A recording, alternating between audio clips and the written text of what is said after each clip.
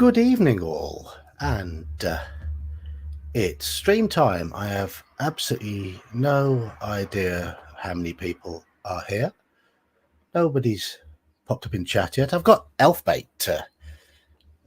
He's added to the stream, but he's muted. Oh, Hello. hello, Elfbait. Hello, you're all right. You're all right. Yeah, I was just waiting for things to start. No worries. No worries at all. Yeah, I was just going to do a bit of a chat tonight on aspects of what defines a good adventure. I'm expecting people to have different opinions, and hopefully, chat will disagree with me, argue with me, maybe agree with me on some things, maybe back me up, and hopefully we'll have a good discussion. And hopefully, Elfmate will have a few ideas. And if anybody else would like to enter, the link, as always, is in the Discord channel. You are welcome to click it. As long as I've seen your name before, I might well allow you in, as long as you behave yourself. Right. One thing I do want to say before I crack on, I was going to do one more video on the adjustments I've made to 5th edition, but I've decided not to because I've gone through the remaining adjustments and it's all very much odds and ends. So if anyone who does play 5th edition and gets as frustrated with the standard version as I do and is interested in seeing my document, I'll be putting it in the Discord channel when I've tidied it all up and made it properly legible. But that won't be done in the form of a video. The document's going to be available in Discord for anybody who wants it. Right. So, obviously, I've done lots of videos on adventures, probably about 40 of them now, and regulars to the channel probably have some idea of what I consider to be a good adventure, what sort of aspects of an adventure I approve of, what I think makes an adventure worth playing, worth investing in, worth spending time with. And I've got a list of notes in front of me, but I am hoping to hear some ideas from you lot. Omen Al, you're more than welcome to join in once your work is finished. And Graham has joined as well. We haven't seen Graham for a little while. Hello, Squirrel Hermit. Grumpy Old Slan, Gary Goucher, and David Leonard. Lots of regulars. Okay. On to the topic. Actually, I want to firstly introduce yourselves, Elfbait and Graham. Elfbait first. I'm Elfbait. Elfbait, you're very quiet. Sorry about that. Is this better? You're sounding quite distant to me. I don't know how well you're coming through to everybody else. How's this? Better? Still very distant. Weird. Okay. Let me tinker a bit. Okay. Go on to Graham. Hello, Graham. Yeah, hi, John. How are you? Fine, thank you. You're nice and clear. And clear. Can anyone in chat confirm how well they could hear Elfbait? Because he was very quiet for me. Graham's nice and clear.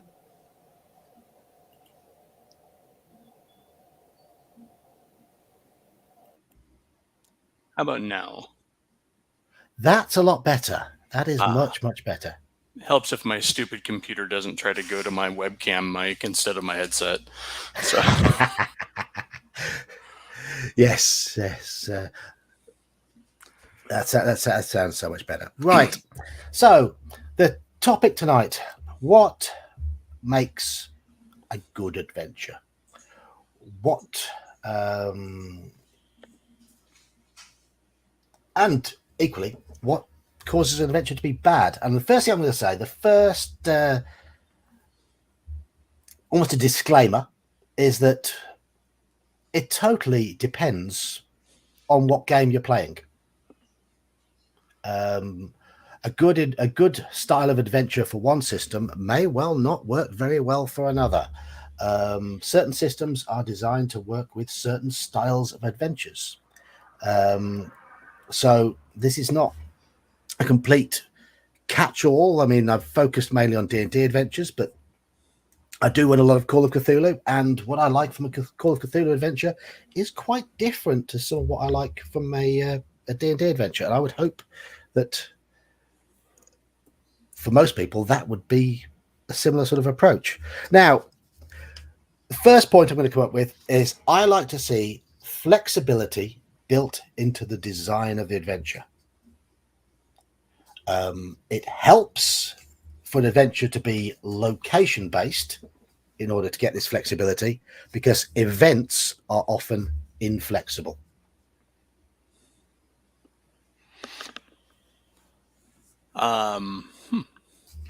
So yeah, I mean, for me, I can kind of go with both, but I mean, flexibility is always good because you never, I mean, if you don't know what your players are going to do, then having more options is it makes it easier to redirect them if you need to, or if they're stumbling around in the dark. You know, if you've got multiple ways in or multiple ways to solve for, especially in things like Call of Cthulhu, lots of clues to where you're not bottlenecked behind any particular clue. So yeah, definitely appreciate flexibility in a Mullen adventure, not a module per se, but you know, any kind of adventure. Yeah, I like flexibility as well, and I think you need some room for whichever way the story tends to go. And on a map, that's kind of easy to track with location, but you know, predicting where players are gonna want to go, or what actions are taken, that's obviously impossible. So that's where the flexibility comes in, I think. Yes, yeah. It helps. It's something for a structure for the DM to be able to improvise around, because obviously most adventures have one ultimate goal, but hopefully a number of ways of getting there, giving freedom to the players and freedom to the DM to work with the structure that's there. Yeah, I think some of that flexibility is sort of on the shoulders of the DM too, though. Of course. Yeah, I mean, you definitely have to be willing to give a little, because not every detail is going to be on the map. For example, I mean, an adventure I ran, my players are like, "Can we find a drain into the dungeon that we can try and the thief can go down and scout into?"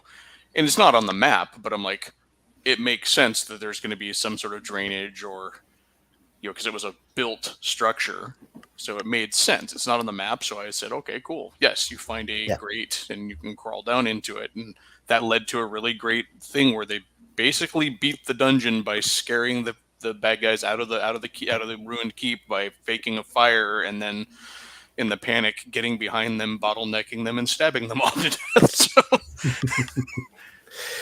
Do you find that having an environment that is logical and, in a sense, believable helps you to be flexible? Absolutely. Both for me and for the players, I think, because if a player, again, you know, using the previous example, the players knew they were in an old ruined keep, they know generally what an old ruined keep is, even if they're not a castle expert, you know, just through folklore and just general, you know, movie tropes, whatever. That's why running games in the modern world is super easy, because you're like, look out your window. What resources do you have to do in a day-to-day? It's almost too easy in that case. Yeah. But yeah, I mean, that verisimilitude really, I think, helps in doing a lot of your job as a DM for you in that case too. It's like Graham's playing in my Saltmarsh game on a Saturday night, and when you arrived at the house, you didn't use any of the doors to get into the house, did you? Right. Yeah. Yeah. We were. I suppose we would picked up some rumours about the house in town, so we were quite too cautious to go in the front door, I think.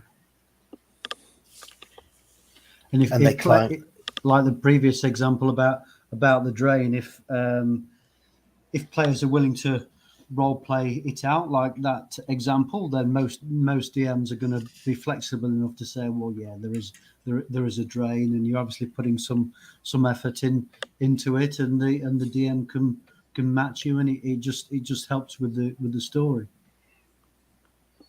Yeah. So I think we're all agreed that flexibility and, in a sense, I mean, a location-based design, do you think that helps with flexibility? Do you agree with that statement? It does for me personally. I like a map and a fairly large map to give it context, even though one adventure is not going to be able to cover that map. I just personally like that physical location.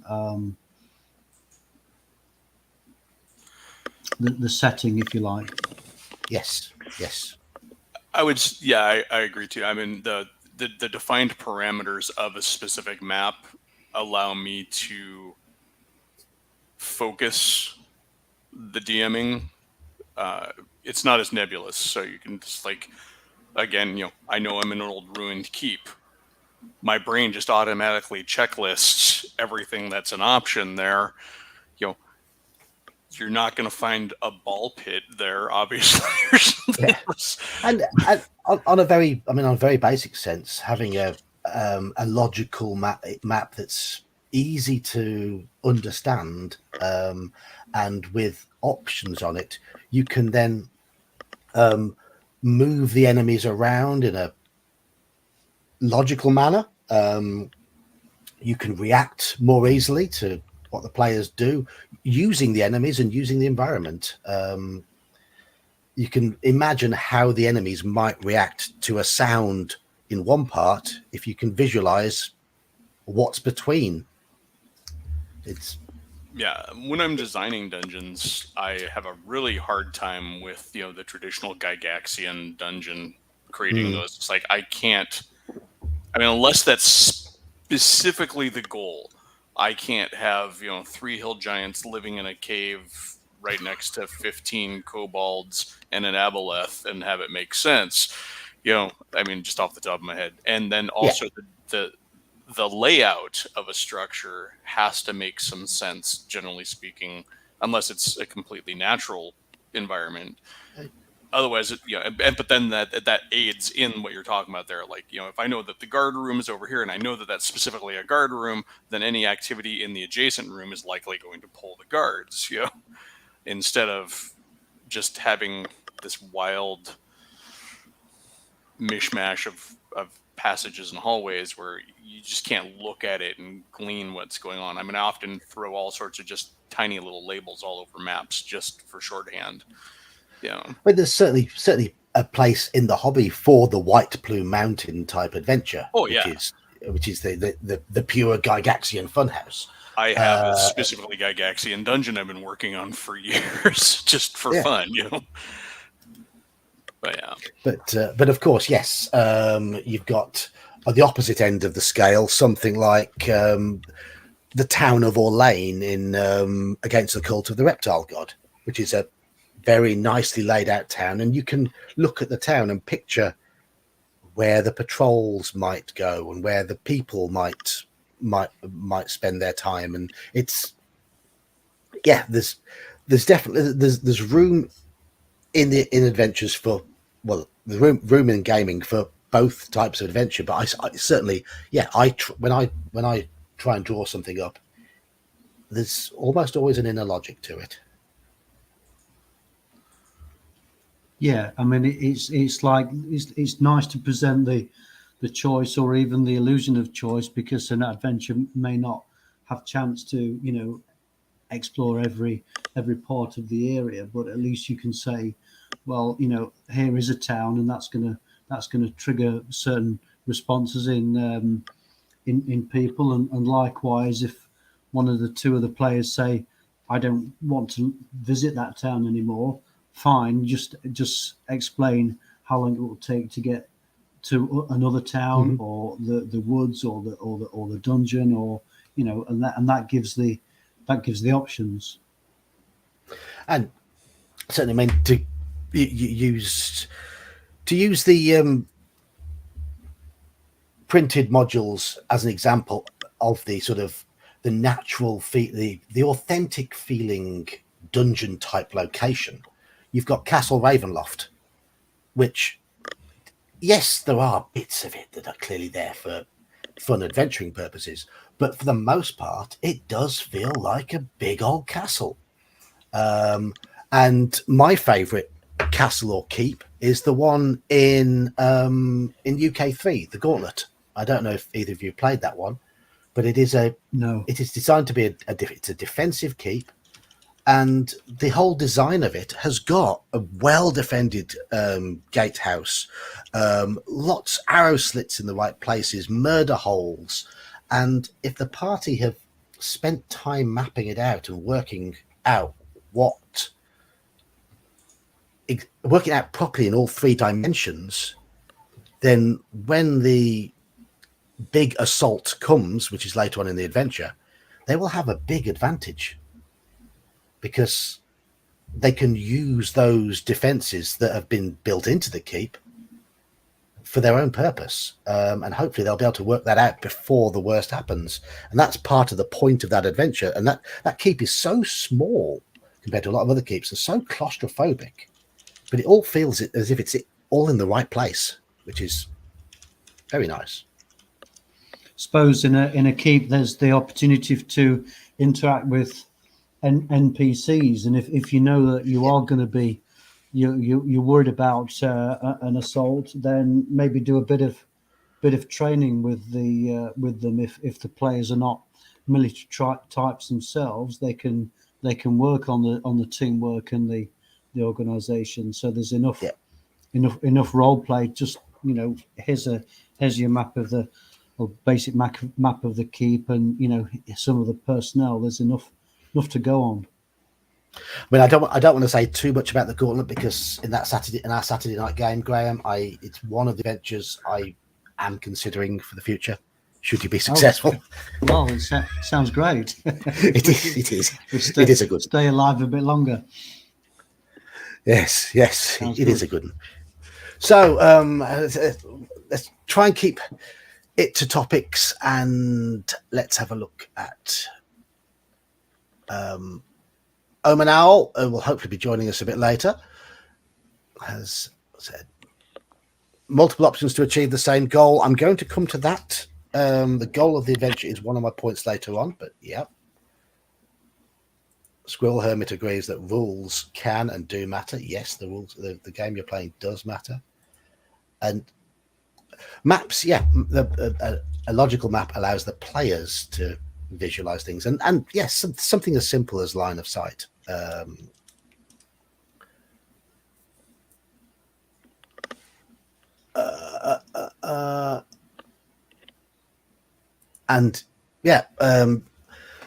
David says that, fun houses are great, but there shouldn't be many of them. I agree. They are great as a change of pace.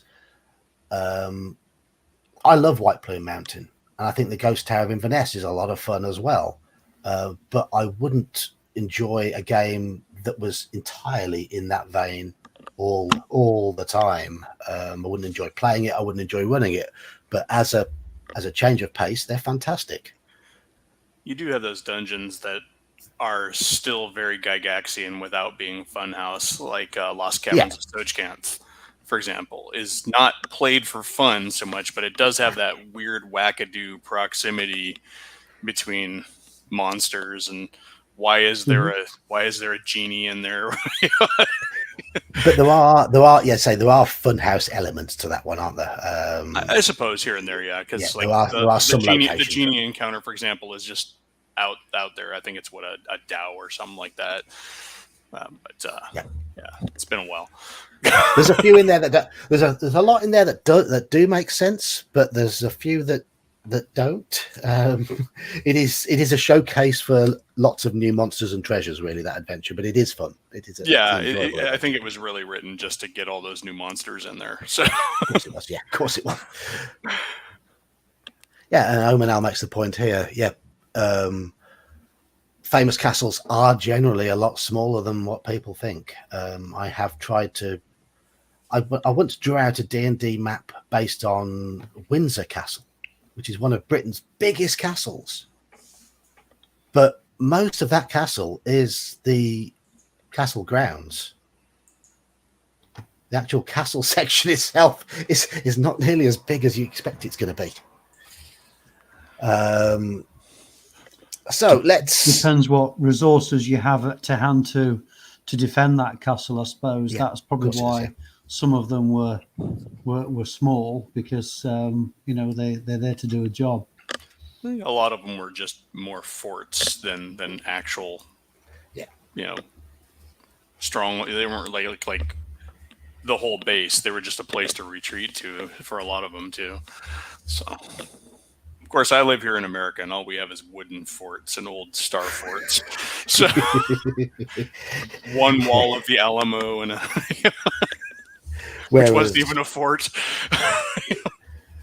I've got Warwick Castle about 20 miles down the road from me, which is perfectly pleasant. And whenever we go on holiday, we pop up and visit Harlech Castle, which is a nice one.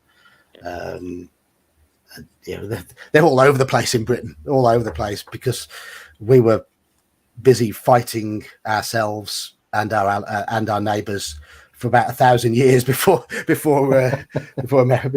we even sent anybody over to America. Yeah, fighting was a lot more quote unquote easy by the time folks got here.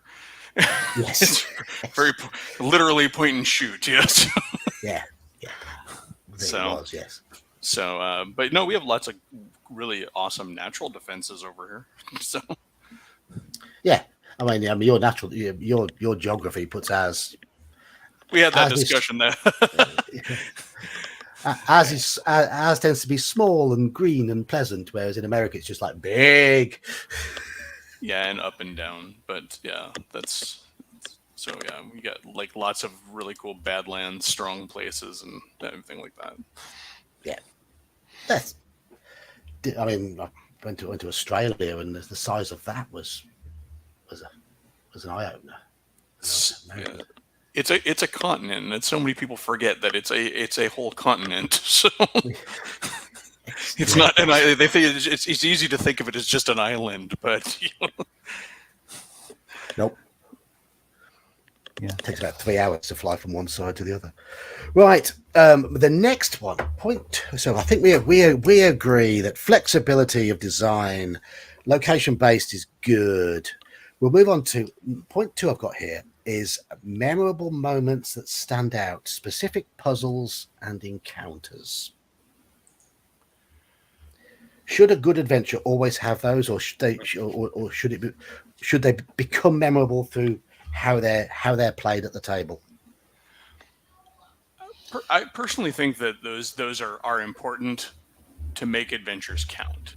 I mean, otherwise adventures are supposed to be the standout moments in the lives of your characters and the campaign world. Otherwise, it's just it's just drudge work. I mean, yes, you're going to have. I mean, you should at least have something that stands out in the adventure that makes it, whether that's the place or an NPC or signature monster or even just a location for a fight or something like that, should really make it sing. Otherwise, why are you bothering? Yeah. And what needs to stand out doesn't need to be the bad guy at the end. It can be something different about the environment of the adventure. For example, B4, the Lost City. It's what makes that stand out to me is the use of the crazy factions. Oh yeah, it's one of my favorites. Yeah. And what my players are still playing Goodman Games Lost City. They're still in the depths there. But what we'll talk about in years to come will be the mad people that they met. The guy who thought he was a wolf, who was walking up and down the corridor trying to mark his territory by peeing in all the corners. Little things like that. Yeah, and a particular gnome illusionist NPC in the campaign I ran, to this day, they're like, the players talk about him. He was played with a Maine accent and, gave directions and information like a New Englander. And he was just, just a nutty character, but they all remember him, even though he hasn't been in the campaign for a while or anything like that. Yeah, so My players will always remember the Bard from, one of the original characters from X2, Castle Amber. When I converted to 5th edition, I made him a Bard and had him. I think I mentioned in my review that I was using songs. They were coming from him. So whenever he approached in the distance, I would start singing quietly and then get louder and louder and louder. And they'd be like, "Oh God, we know who's coming! Oh, it's him again! It's him again!" But that character has stuck in their minds. They remember him because he was always so jolly and friendly, and he spoke with a stupid John Cleese French accent the whole time, and sang daft songs. One of the comments here in the thread is from Brian Crichton. Players make the memorable moments by their choices and actions. I would agree. That's a big one. I know, like the same campaign with the Ruined Keep. I was talking about the adventure with the Ruined Keep. My brother brought his character in mid game, and he decided that his gnome character was there trying to establish once and for all, categorically, whether or not the old culture that had lived in the area had indoor or outdoor plumbing. And that became a running gag throughout the entire thing. It's like, we're in a new castle. Are you going to check the toilets? But yeah, those little ongoing gags. So it's not always what you think is going to be memorable about an adventure that ends up being memorable.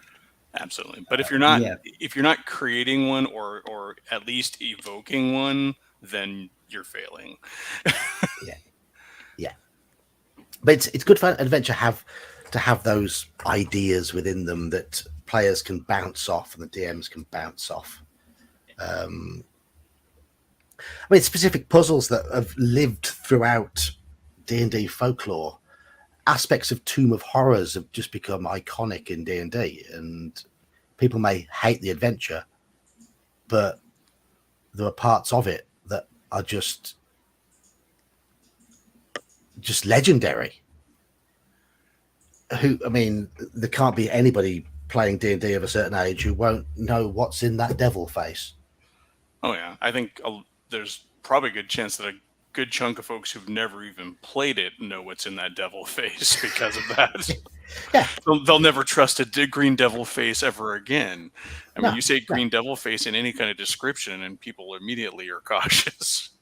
It could be a statue in the middle of the woods that's a green stone with the devil's head, and they're like, no.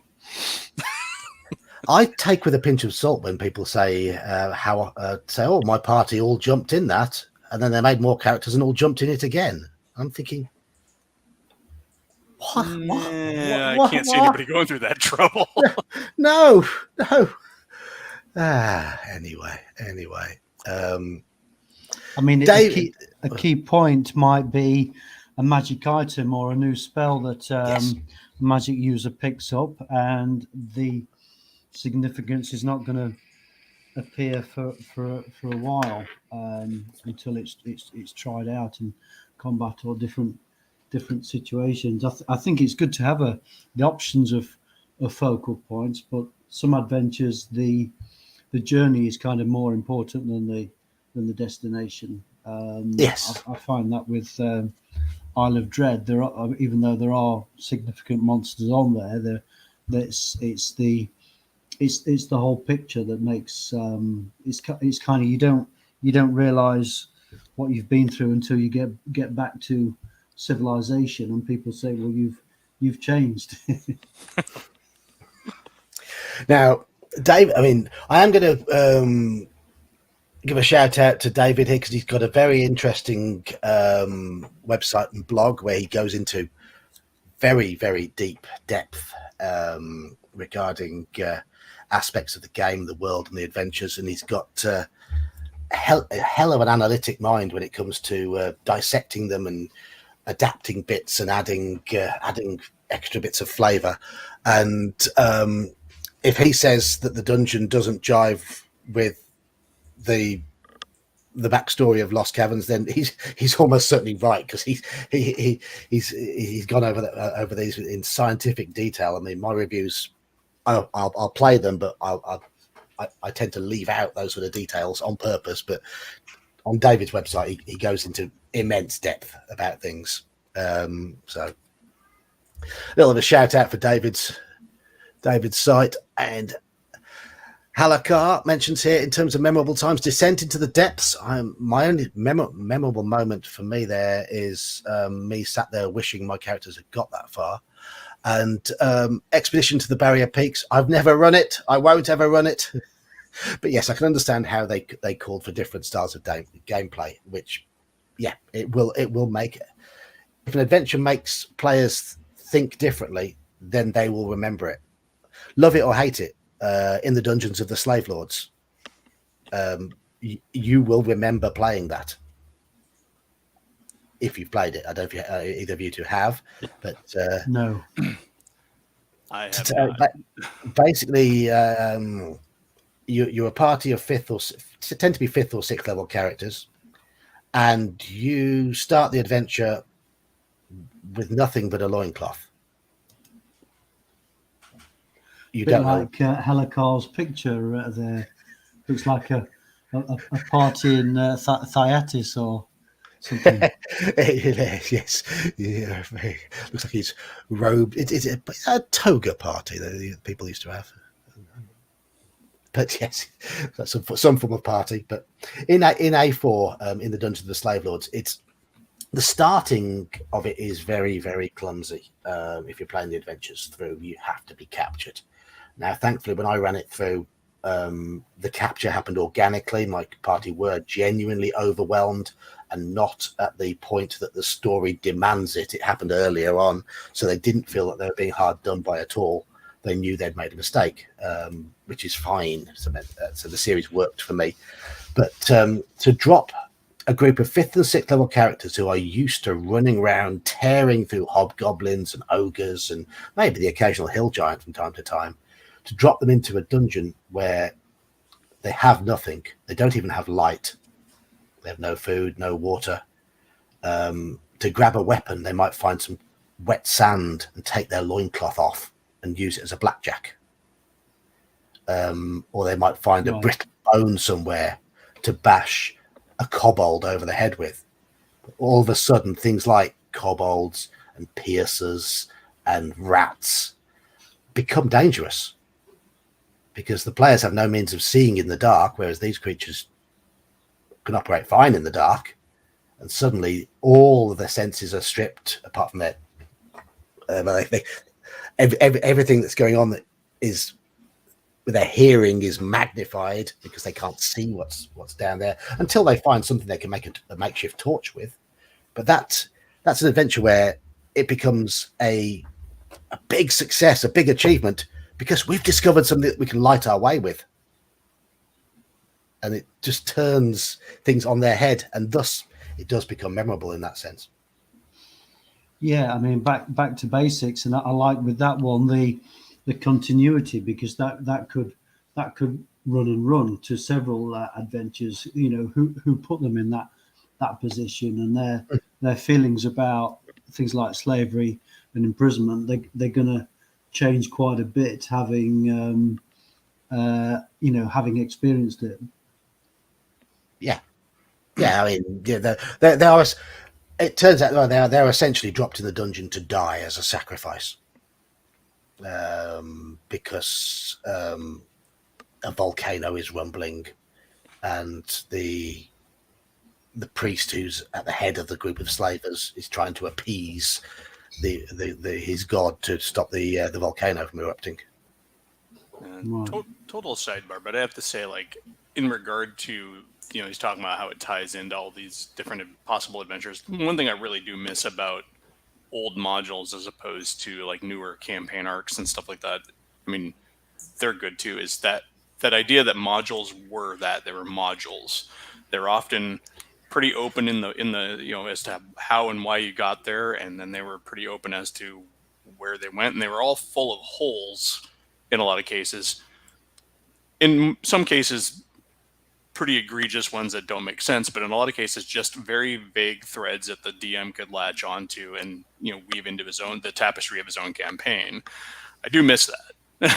I mean, they build these adventure paths with that, but I feel like the newer campaign worlds and the new adventure paths are so solidly built or heavily built, because they can be pretty flimsy even though they're overbuilt, that you really don't feel that freedom to wiggle and move and work them in. Like, how do I get this whole event plugged into my campaign?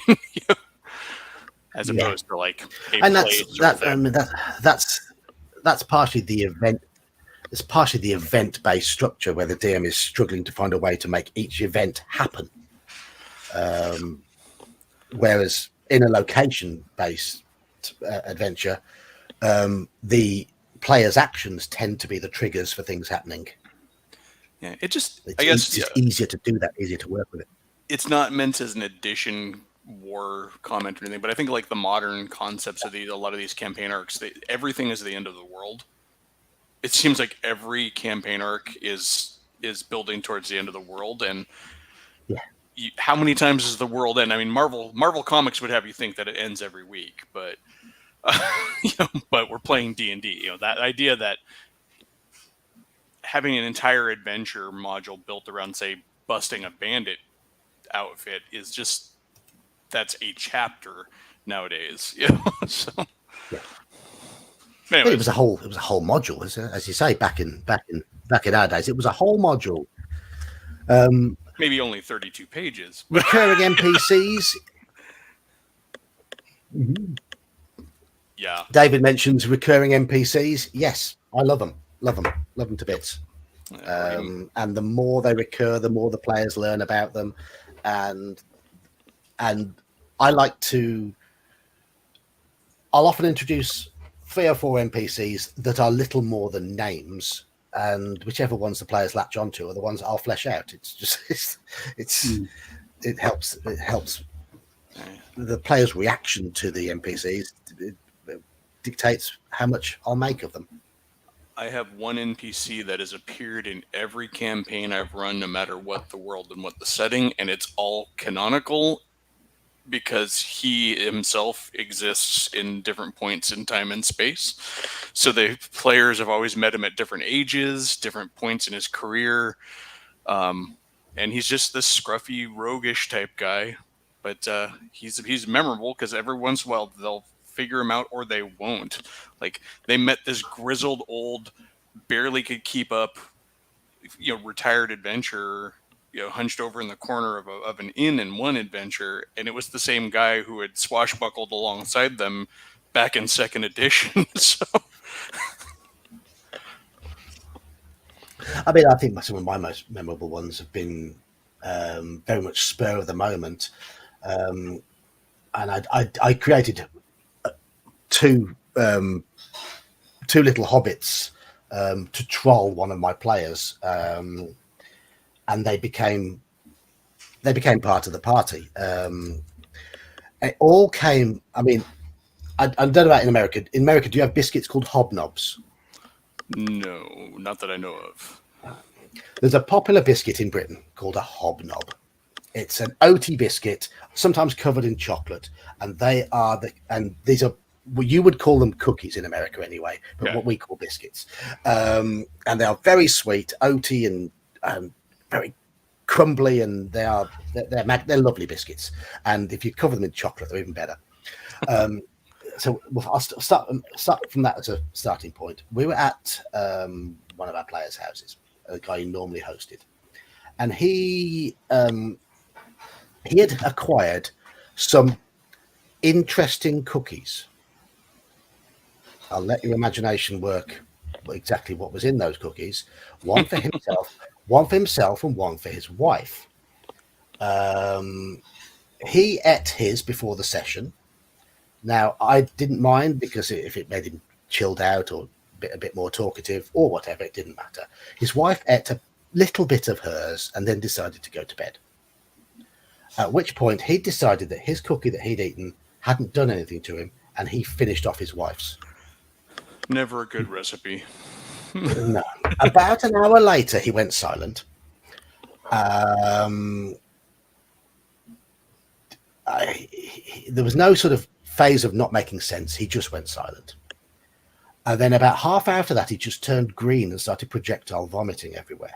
Oh Lord. At which point the game session ended and there was cleaning up to be done. And we all went home. So a week later, I introduced two little hobbits called Hob and Nob, named after a biscuit. Hob was really helpful, but a bit quiet. Nob was an absolute pain in the backside who always got off his face, drunk, and annoyed everybody. And he knew immediately that it was how I was trolling him with Nob. But sadly, not. I mean, Nob is still alive, but Hob sadly died at the hands of some sons of Caius. Yeah, I think We appear to have lost Graham. a good. Oh, is he gone? Bummer. He's back. Oh, yeah, and he's back. I'm back. Good NPCs are great, even if they're not necessarily funny. Like, my current campaign, it's a 5th edition game, but we started at 0 level. So early on, the players encountered a dwarf that had joined the party. He was a young dwarf. His beard was, barely coming in, kind of a thing, right? And they adventured with him for a good long time till they're about 5th level. And at that point, they decided they didn't need an NPC anymore. So he went home to the dwarf kingdom in the setting, and there was actually a kind of a quiet, somber moment amongst my players and stuff as we had this parting. Flash forward, I'm running a different campaign that takes place in that dwarf hold, and all those dwarves are now in jeopardy. And like my players from my other group are like, "Oh no, but what about Dwellney?" But he went home. If all the dwarves at home are in trouble, what about poor Dwellney? So it's fun. That's great because that's a natural lead-in, isn't it, to other adventures? They naturally care about what's going on. Yeah, even though it's two totally different groups, and the other group is actually an all-dwarf campaign, trying with a very questy, definite goal of save the kingdom. But it's just kind of funny when the other group found out. They're like, "But wait a minute, he just went home. Was he there for that?" I'm like, yes, he was there for that. I think Squirrel Hermit sums up the memorable moments thing with this comment here. An adventure, there should be a definite, honest, and grounded attempt to set up memorable locale encounter challenge. Yet it does seem that most memorable moments come about spontaneously. But it does help if they are helped by what's in the adventure. Yeah, I mean, if nothing else, the planned one in the module can be the backup memorable moment if you don't end up having one. So, Yes, definitely. It's your safety. Yes. Right. Before we come to more comments, I'm going to move to my next feature of a good adventure. And we have touched on this before already, in that an adventure should have cohesion. It should have inner logic and consistency to help the DM. Now, I'm going to cite module I5, The Lost Tomb of Martek here, in that it's that adventure's lack of inner logic and consistency, and the fact that it doesn't flesh out all the good ideas in a remotely consistent manner that causes it to fail. Agree? Yeah. Disagree? I've not played it, but I think this is another one you did a review on, and let's say, because I like the modular system, because there's just enough detail, but not too much. If you put that same module in a wider campaign in a desert, or maybe something to do with the Nithians, it would kind of flesh itself out and maybe make the module better than it is. But I've not played it, but I've got on my list a desert campaign or something to do with the Nithians, because they crop up in the Isle of Dread. I will say that the first two in that series, Pharaoh and Oasis of the White Palm, will fit into most desert-based campaigns seamlessly. Right. But Lost Tomb of Martek won't. Okay. because most of it just doesn't take place in the desert. It just sort of hops between different bizarre planes, and none of which is really extensive enough to feel all that memorable. But the ideas within them are absolutely fabulous. But the problem is it's 3 or 4 pages in the adventure and designed to be played in an hour, which is a complete waste of a good idea. And it's almost like the writer, who was Tracy Hickman, had just gone, right, I've got all these really good ideas. I'm going to squish them all in and finish it all off now. Yeah. Then you have other ones like Forbidden City, where there was so much left on the cutting room floor that, you know, it really feels like there was much more that they wanted to do with it and they didn't. Yeah. And what they left you with was something I'm actually really, I'm really guilty of when I design my homebrew settings and stuff, is often a lack of very distinct conflict that motivates the plot. I mean, they have factions in that one, but it's not really all that dynamic. I think there's enough in Dwellers of the Forbidden City for a DM to play with, though. I think the fact that they gave you an environment that generally works and has enough nuggets of interest and enough little hooks to work with that you can weave it together a lot more easily. So the problem with Lost Tomb of Martek, it was a very linear adventure. And it was just a case of you would hop from one interesting location that was far too short to another one that's interesting but far too short to another one. And it just didn't feel remotely linked. It was just, it had no sense of cohesion whatsoever, and a dreadful ending. And that's kind of the constant failing of Hickman stuff, though, isn't it? The fact that they're very linear and very story based, and they don't leave a lot of room for self-determination by the players and stuff. Certainly by the time he got to his Dragonlance time, yes. I mean, yes. I had all the Dragonlance stuff and I enjoyed it, but we played so fast and loose with it, I probably would have had him pulling his hair out. But it's what it deserves. I mean, it was. What do you mean you killed Kitty-Ora?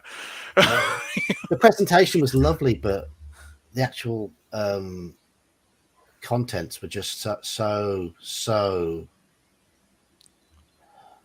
rigid at times. I think we ended up just using the modules mostly as source material, almost like you would play in a Middle Earth campaign. You know, you've got a great setting that's really rich and fleshed out because everybody had read the books and the modules spelled out a lot of stuff. We just went on our own adventures in Dragonlance. But no, I mean, yeah, it was such a classic setting in that the time of dragons was coming, and the gods are in the distance, and it really hits a lot of the sweet spots of fantasy, fantasy literature, fantasy storytelling. You know, so it's easy to build other games in that. But yeah, I think having an internal logic and everything to anything into a module and having something like that is important, because that like a map that makes sense and all of that is kind of an anchor point for the DM to always course correct too. I mean, so.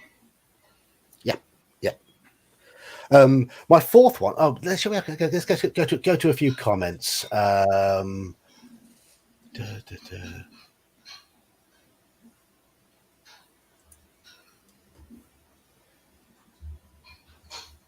This refers to my next point, you see, from the K5K.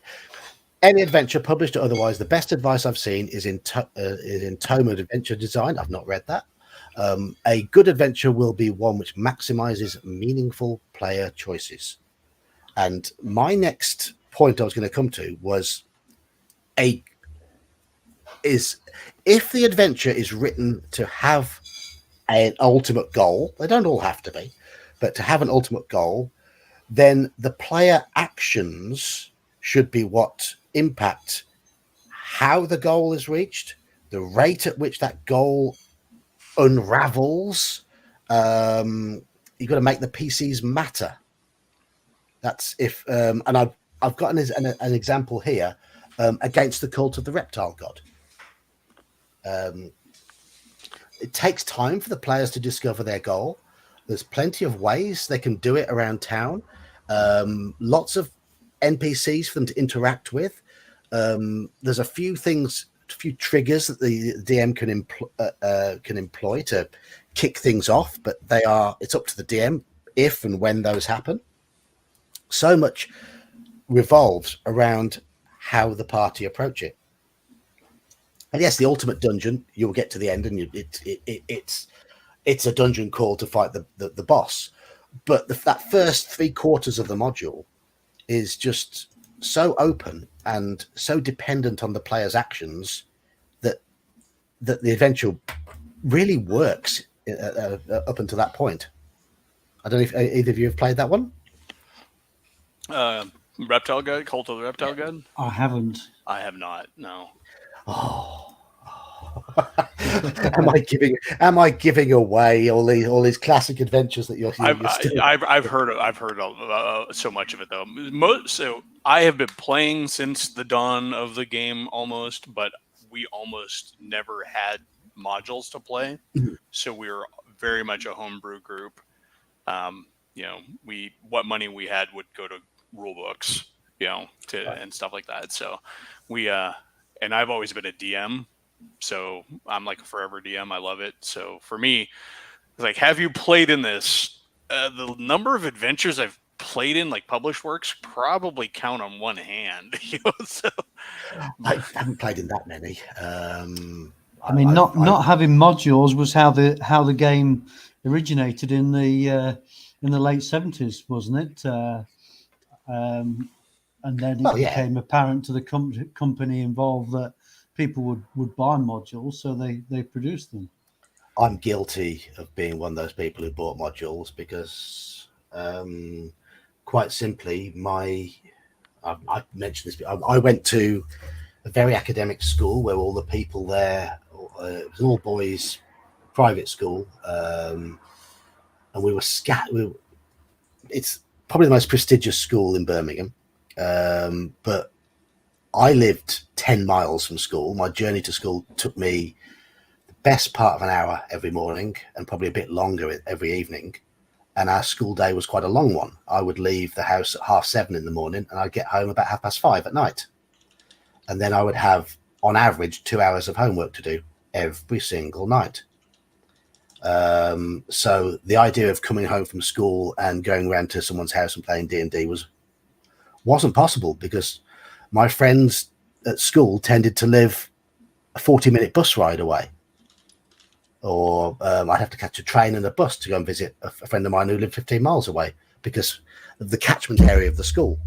Which meant that when we played, we tended to meet up occasionally at lunch times at school. We sometimes tried to play on the train on the way to and from school, but there weren't many of us on the train who would play, even though those were 30-minute bursts. To play properly, we'd have to arrange for 5 or 6 of us to go around somebody's house of a weekend and take over their house. And you can imagine with parents having to give permission, with the amount of homework we had and the issues with getting 5 or 6 people to one place at one time wasn't very easy.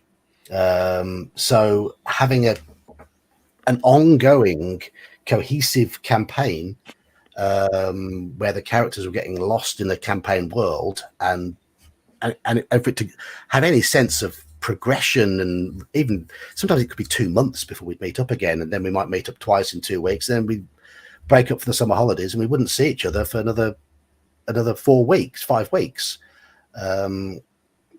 So modules were necessary. Yeah, they were short bursts that we could use in the time that we had. My experience was much different. I started playing when I was 8 and living in American suburbia with free range children in the 80s. We would just walk down the street. There were a good 5 or 6 of us within walking distance and another 4 or 5 within biking distance, and we would all collectively play and usually spent all of our time at each other's houses. So having long form games was no problem. On a long holiday weekend, we'd be at somebody's house, as many of us as we could, for all 3 days, just crowded into one bedroom or the living room, playing D&D all weekend. I think Right. one of the things there is that, I mean, American houses are generally a lot bigger. Yeah. I mean, the British houses we went around, we didn't. If there were 6 squawking 13-year-olds, then then the parents would be 15 feet away, Yeah. telling us to shut up. Yeah. I mean, Just didn't have the we, space. yeah, of course, it was the 80s too, so it was a good chance your parents weren't even there. I remember, I mean, nothing D&D related, but I mean, I was babysitting other kids at age 9 for other families. Parents would go out to the bar for the night, and it's me watching 3 kids that are younger than me. So, but yeah, my friend's parents would go skiing or something for a weekend. We'd go around there, play D&D for quite a while, and then raid the alcohol in his cellar, and it would turn Oh, into yeah. a party. But I don't actually know if my memory of how much D&D I played back then is. I don't know how accurate that is, because it does boil down to a few modules. In my mind, it seems like much longer, but I think it's the huge potential that it had with the imagination. But it's difficult to know accurately how much we played. Yeah. You mentioned in the private chat a moment ago. I think were you referring to this comment, Graham, from DM James about Yeah, B2? there was a couple of comments about B2. So yeah. Would you like to whack? Love B2. I'm here with 2 B2 fanboys by the looks of things. Yeah. I didn't get the set which had B2 with it. My set had I had the Frank Menzer set, and then I also had the Moldvay Expert set, so I got a free copy of the original blue cover Isle of Dread. So that I had Right. but so B2 has never pulled the nostalgic strings that for me that it has for other people. I can understand though why people like it, even if I'm a bit meh on it.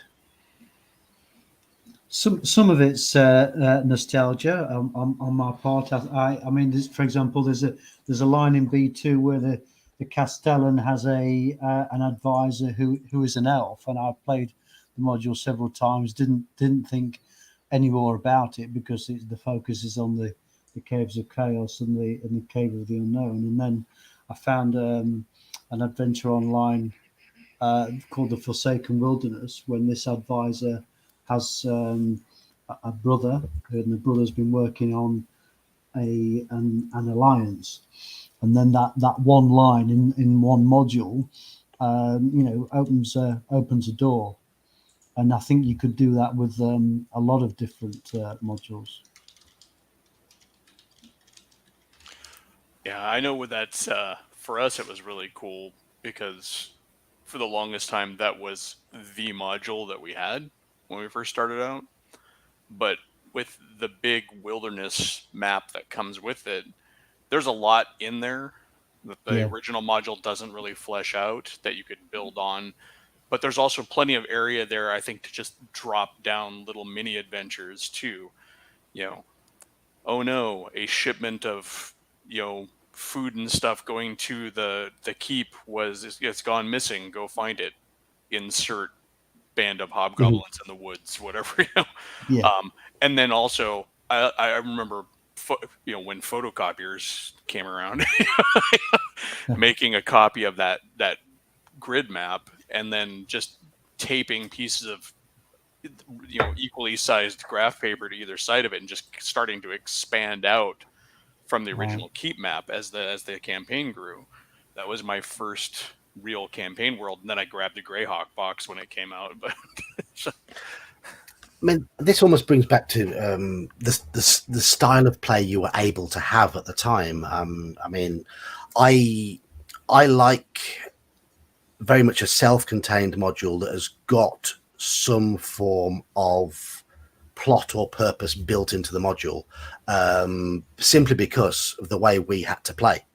I guess something like B2 would have been absolutely perfect for a group who were able to meet up with a lot more regularity, and make more of the whole of the environment and the whole of the world, and expand on it, and just use it, as you say, as a basis of a campaign world. Oh yeah, and Yeah. I think the first AD&D module that anybody had in our group was either Village of Hamlet or the Against the Giants. But we at the time didn't quite grasp that BX and AD&D were separate things. No, we didn't do and that. they were so close. So Yeah. Village of Hamlet became the next village over from the keep.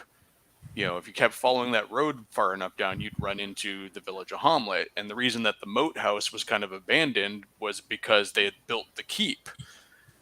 Yeah, on the Borderlands. It was a leftover of the expansion into the wilderness. And then, we just figured out where the giants were after that.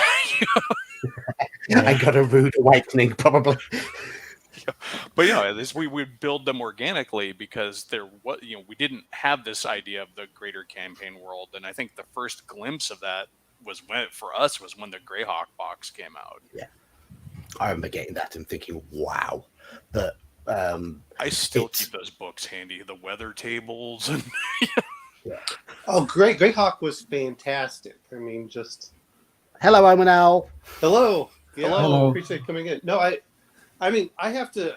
You're talking about some things, like you said. I think the first thing that makes a great module, to me, and you're right, having different options for going through it, but it also allows that setting aspect so you can build upon it when you're done. So it's not just, it's one and done and we'll just move on with our lives, and which is why I think a lot of us liked B2, or I really loved L1 as well, because it gave that feeling that you could be grounded. And then they would put in the NPCs in there and allowed all of that aspect. So from a module perspective, that's one thing. From an adventure perspective, we got a little bit different. But that's the way I look at it. So I fully agree with you on that. K5K has come up with a very astute observation there, and sadly my cup of tea is empty.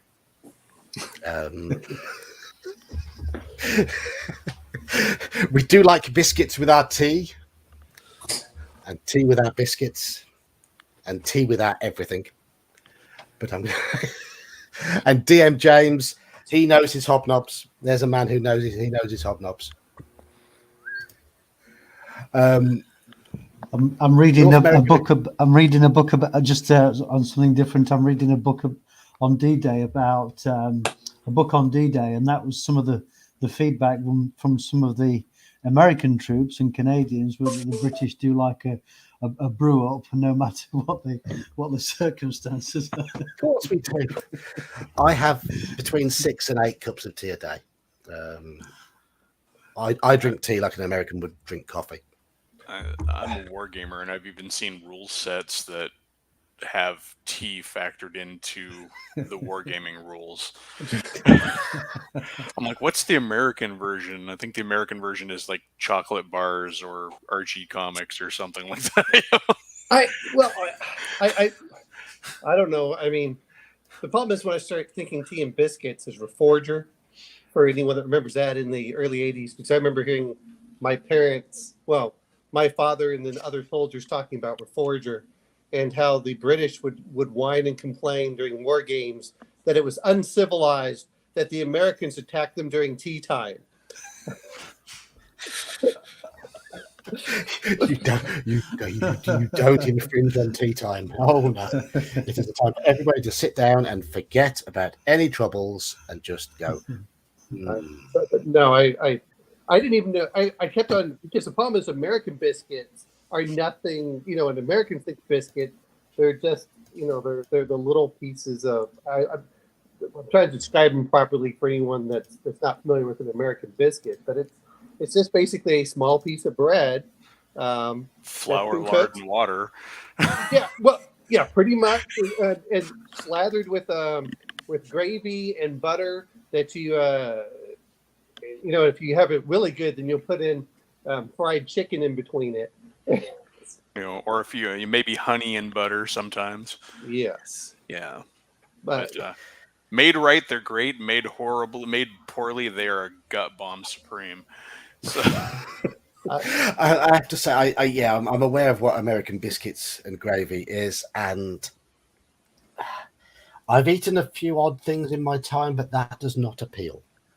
a really good biscuit is hard to beat, but it's hard to find a really good biscuit. yeah. That's the problem that I have, and to be fair with honey, that's all I get from my son for the most part. I've never seen a child put in so much honey into tea and honey into his stuff. So I'm like, here you go, son. If he's sick, here you go. So I appreciate tea. I hate coffee. I just despise coffee. I'm from the Pacific Northwest. Coffee is in my veins. It is.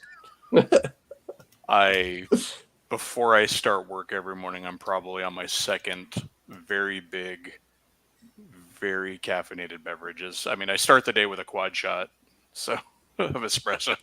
Well, and maybe it's because growing up in different areas where I always had the teachers mark off my spelling of gray in armor. I got that too. It was funny because they're like, that's spelled wrong. I'm like, no, it's not. That's the original way it's spelled. Right. So let's move on. Something we have we're beginning to touch on was my point 5 for a good point of an adventure is scope for development. Now, you've mentioned B2 here. I'm going to mention the Isle of Dread. X1. Isle of Dread is awesome. Yes.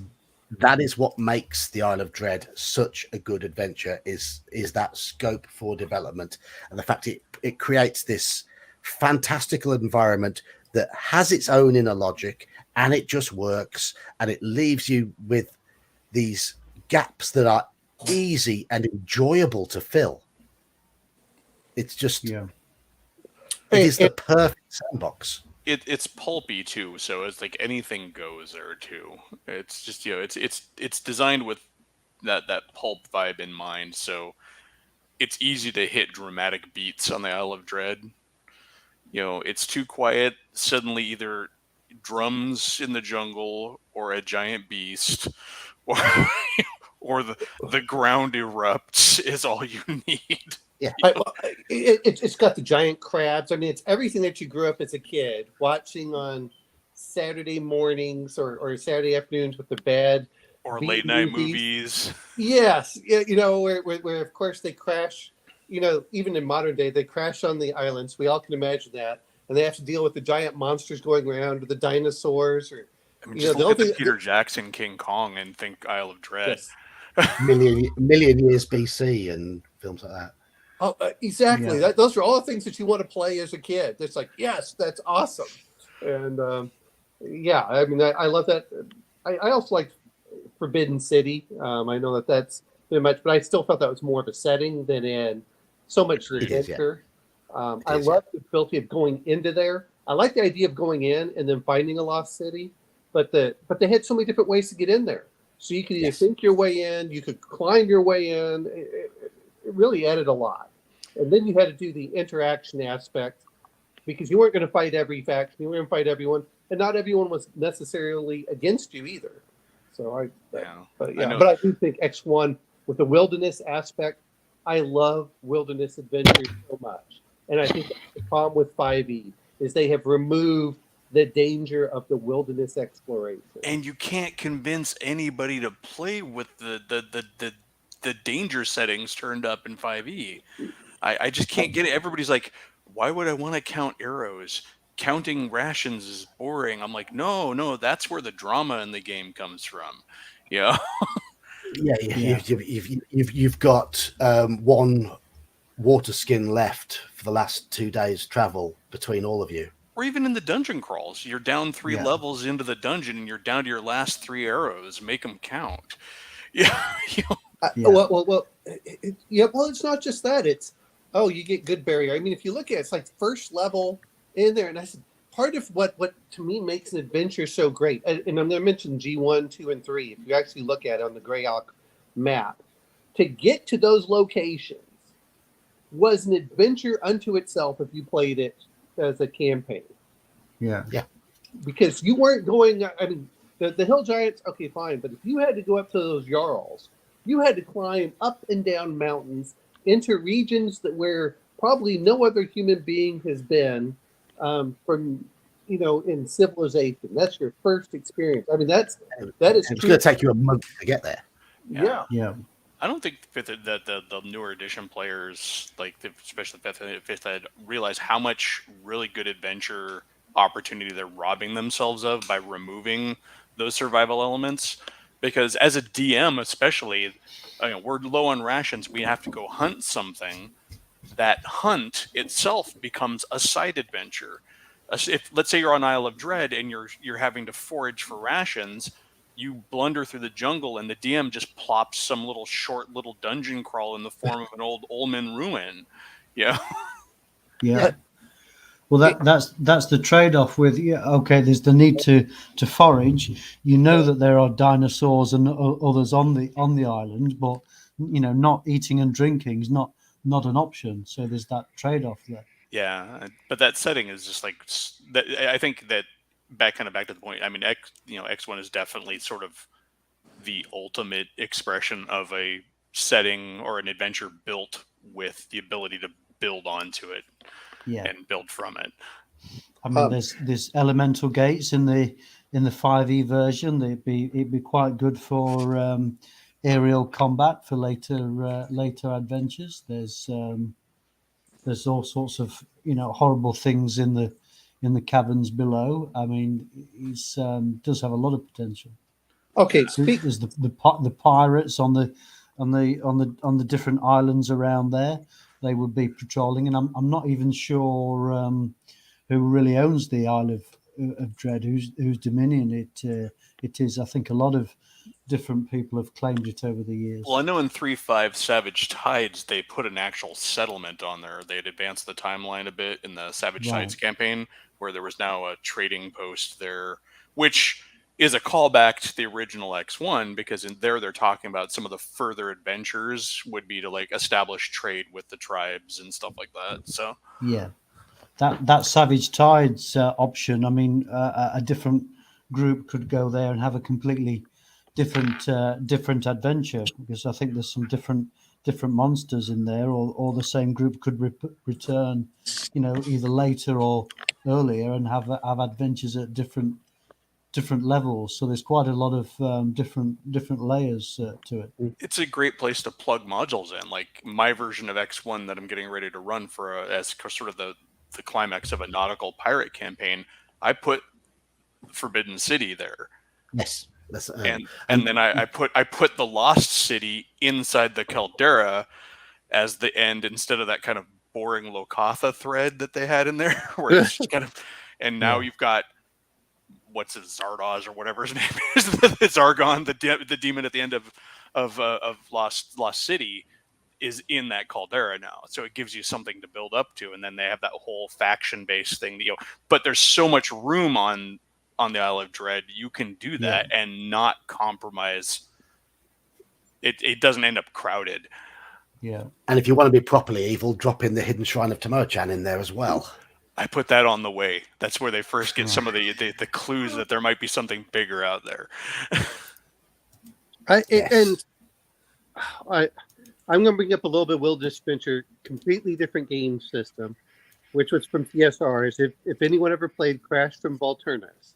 Oh yeah, I'm a big Star Frontiers fan. Oh well, so am I. And what I loved about that aspect was the survival aspect is so crucial to that because players, and this is part of what to me also makes it, you have to think. You do have enough action and adventure that you do have to fight things, but as you're walking through, and you get that aspect, and then after you're sort of found by the Ultra, I can't remember, but the octopus people, The Olmor or whatever it is. yeah. I mean, I could pull it out, but you know, but anyway, but Dinosaur riding octopus men. yeah, well, yes, and those are awesome. But then you have to, and then you get separated from the party, and so now you have to go through the adventure of what's basically a dungeon crawl. But I could remember that it's not the monsters that was really dangerous. It was all the other environmental encounters going through there. Razor grass, weird acidic stuff. Well, we'd have to cross the what was it, the magma with the crystals. I mean, and it's and the real question is, okay, as players, how do you think you're going to get over there? There is no flying, there is no magic to get you through there. And I do love the art for it as well. You can see this here desperation, and I think that's part of, as players, like you're saying with 5th edition, is everyone's like, well, this is boring. You're going, no, this is the part where you understand why this peak, no one goes up to this peak. Yes. No one has been adventuring up there. When you hear the stories and saying stories and stuff are built off of adversity and the drama that you have in it. And I mean, Lord of the Rings is really boring if they just kind of get on a shuttle bus and go to Mordor. Well, you know, and when you start saying the Fens or things like that. Oh, okay. I mean, to be fair, I just watched The Dawn is Quiet here, which is a Russian thing. And one of the characters in the TV, I won't say series, she drowns in the swamp. And you go, okay. And the other part is it forces players to start stripping down. Do you want to have that heavy armor? Because that is more dangerous than the monsters you might meet. You're like, well, what do we do here? Or well, how do I get the armor across? And that to me is what I like from that aspect is I love puzzles, but that's a puzzle that the players have to figure out. That I'm just like, here's your obstacle. You guys figure it out. I don't have to do any weird riddles. Yeah, it's an organic puzzle. It's just a puzzle of circumstance. It's nothing created or calculated. It's just, that's an environmental puzzle. And I love that. Test the players type puzzle. Yeah.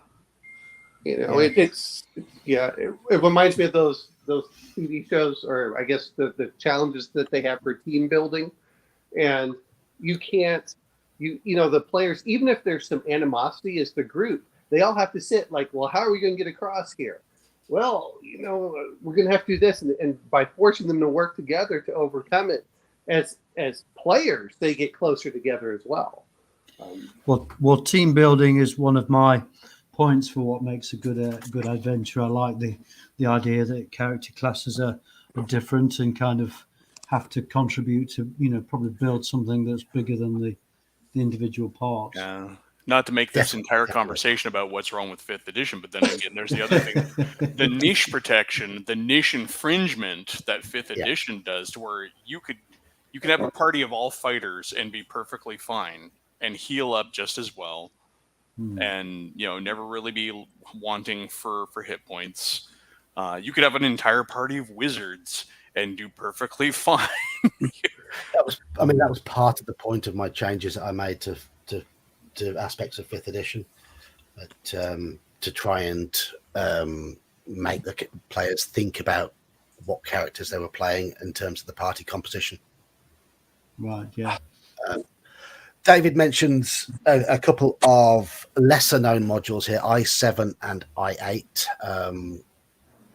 I've not run either of these yet. I have read both of them, and they are both very interesting, but I can't review them because I've not run them. I also can't review Isle of Dread, going back to what we were talking about a moment ago, because I haven't run it in a very, very long time. I was planning it. I read it. I was studying it. I was developing it for my current group. And one of my players turned up to a session and said, "Oh, look what I've just bought."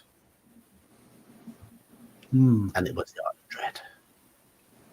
And I was thinking, You've spoiled it. You've spoiled it. I was going to use it. I was going to use that, but it's such a shame. Such a shame.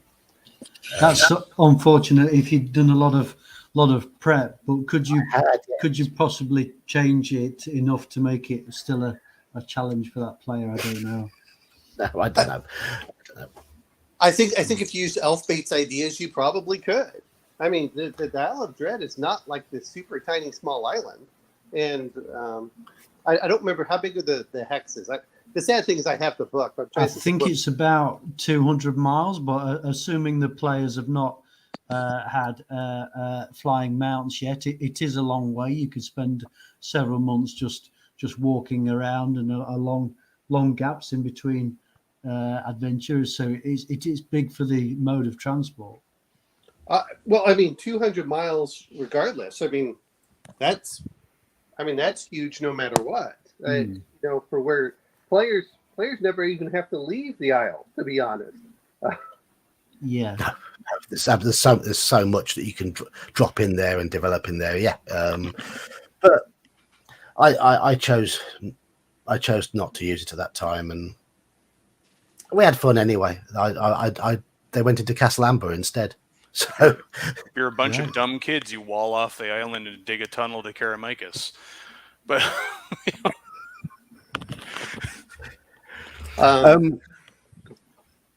go ahead. Sorry, I was just thinking. I was looking at the Isle of Dread. It's 6 miles per hex, is what it says, and but that's still plenty. I mean, hell, 6 miles for me is almost. I mean, that's a huge area when you think about it. That's as big as most modern cities. Yeah. Yep. Yeah, it's massive. It's massive, and it gets more and more massive as we get older and fatter. Right. You're less inclined to want to carry heavy weights around a hot jungle. Yeah, quite. Before I go, because the comments section has been very busy for the last 25 minutes, half an hour, and I am half an hour behind on those. I just want to come into one more thing on my list of things that make an adventure decent, and I think this is the least important of the ones I've mentioned so far, and it does depend on the aim of the adventure itself, but that is quite simply the ease of use of the adventure. If it's a heavily plotted adventure, then ease of use is, for me, it's vital, because there are so many snippets that the party need to find along the way.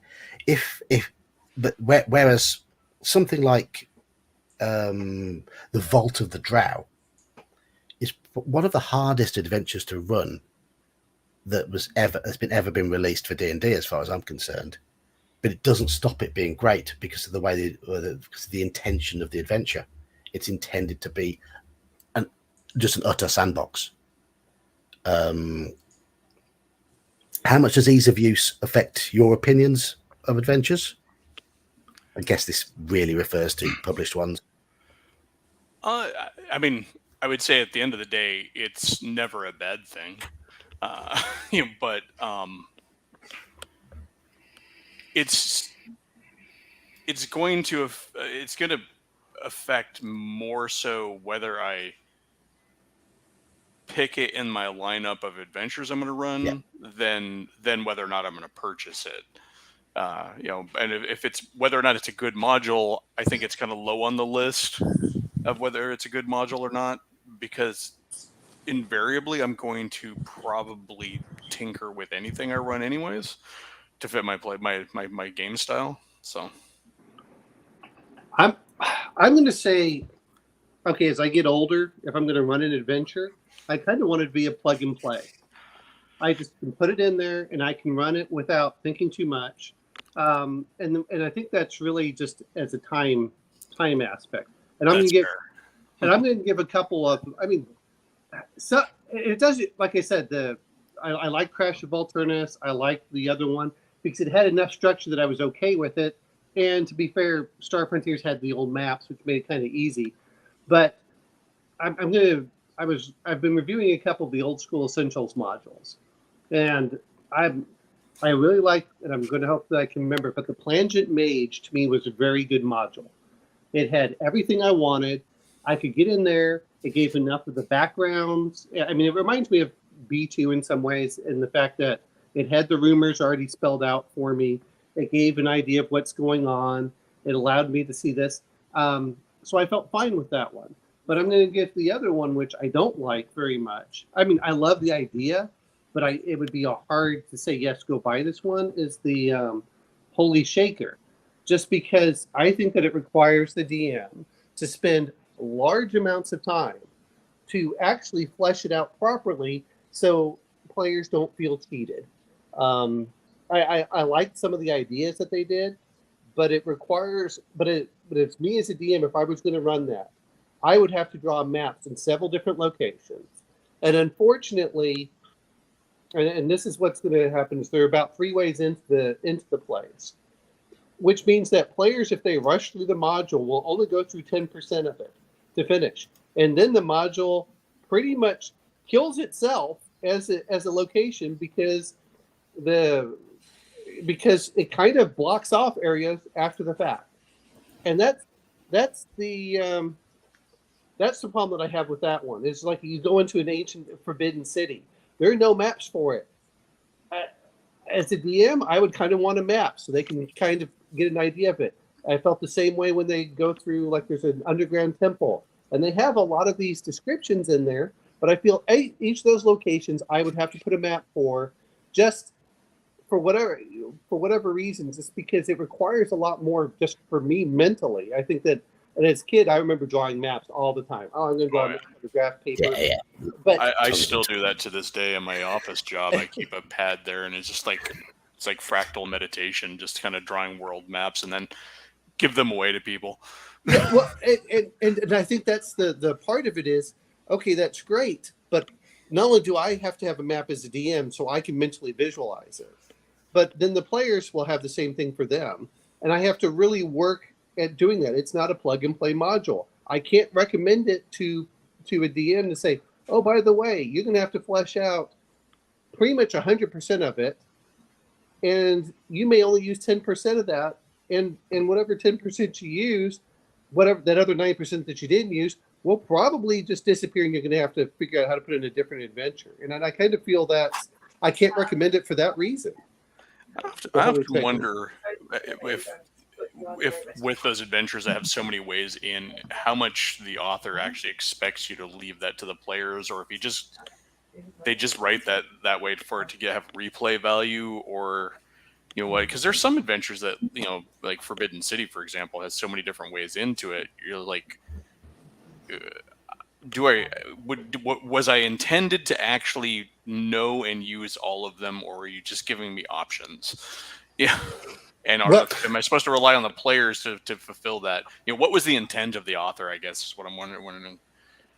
As an entrance, I don't mind the Forbidden City because it gives them multiple options to get in, which I love. Yeah. But as you go through it, you're still going to end up at the same, like, okay, you have the Mongol men, you have the Yanti, you have Bullywugs, you have several of them. And Bugbears, yeah, I mean, you can still play out there. You know, when you're done with the adventure, players don't have to leave the city.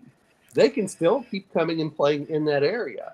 And that's why I said that's more of a setting to me than just a pure adventure. That's the same thing with X1. But I was just kind of using it as an example, though. But you're talking about this adventure, you know, you're talking about it has like 3 different ways in. I kind of wonder sometimes how much the writers of those adventures really expect all three entrances to be on the table. I mean, I've had a few occasions where I've had players like search the perimeter of a dungeon location for alternate entrances, and I guess that's useful because then it makes the players feel like they found something, and they kind of they did an end run around what the module expected them to do. You know? Well, I don't want to give anything away if anyone's going to play the Holy Shaker, but the real issue is that when they're done, all those other entrances are basically closed off forever. Oh yeah, that's bad. And as a DM, that requires a lot of work on your side that's really wasted. And I think that's a disadvantage. Whereas if you look at B2 has multiple entrances into that location, but the players can keep going in and out multiple times. So it's not like you really lose anything by having a large dungeon in that aspect. You give them several adventures that they can keep going through it, and I'm okay with that. Or several sessions is probably a better phrase. Depends on the level as well. Obviously, that's a lower level adventure, and because someone can write a perfectly good module, but they don't know what a particular group is going to kind of use it for in a way, and it's there's no point in going back to a caves or a city if it's no longer a challenge. So it has to be the right power level for the group. But the way I term ease of use, first of all, I will look at if I can put a module on a map without changing any or some of it. So that's one of the things I look for. One of the reasons why I like Sinister Secret with Saltmarsh is you just need a coastal town and off you go. Mm.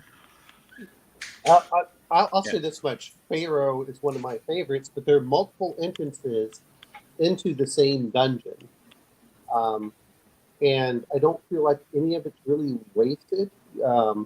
You do have the little side thing, which, if you follow the game is written, really Pharaoh's pretty much standalone unless the players just happen to find that one buried Efreet underground and fight off the tarantula. If they miss that in the little hex crawl, they're done. It's pretty much goes into the Pharaoh. But I like the multiple entrances in there. I like the fact that there's a well-defined story. They do have an impact in the world after the fact. It feels heroic. It also it is such a classic dungeon crawl as well. It's got all the elements of what a dungeon crawl needs. Yes, it's got you have to think of like traps and things like that. I really do enjoy Pharaoh was a great one. I like L1 as well, and so those are some. And you're right with the Saltmarsh. And it depends on how fast players are going up as well. Even with B2, if you really look at it, players probably looking at 2 or 3 sessions, which is fine if they're focusing on it, and then they move on to a different one. The Saltmarsh, you have the players are really in a 3-arc epic module set, and the second one, depending on how they play, can be very deadly and make the third one much harder. Don't go into too many details because Graham's playing it at the moment. Yeah, I'm listening. Yeah.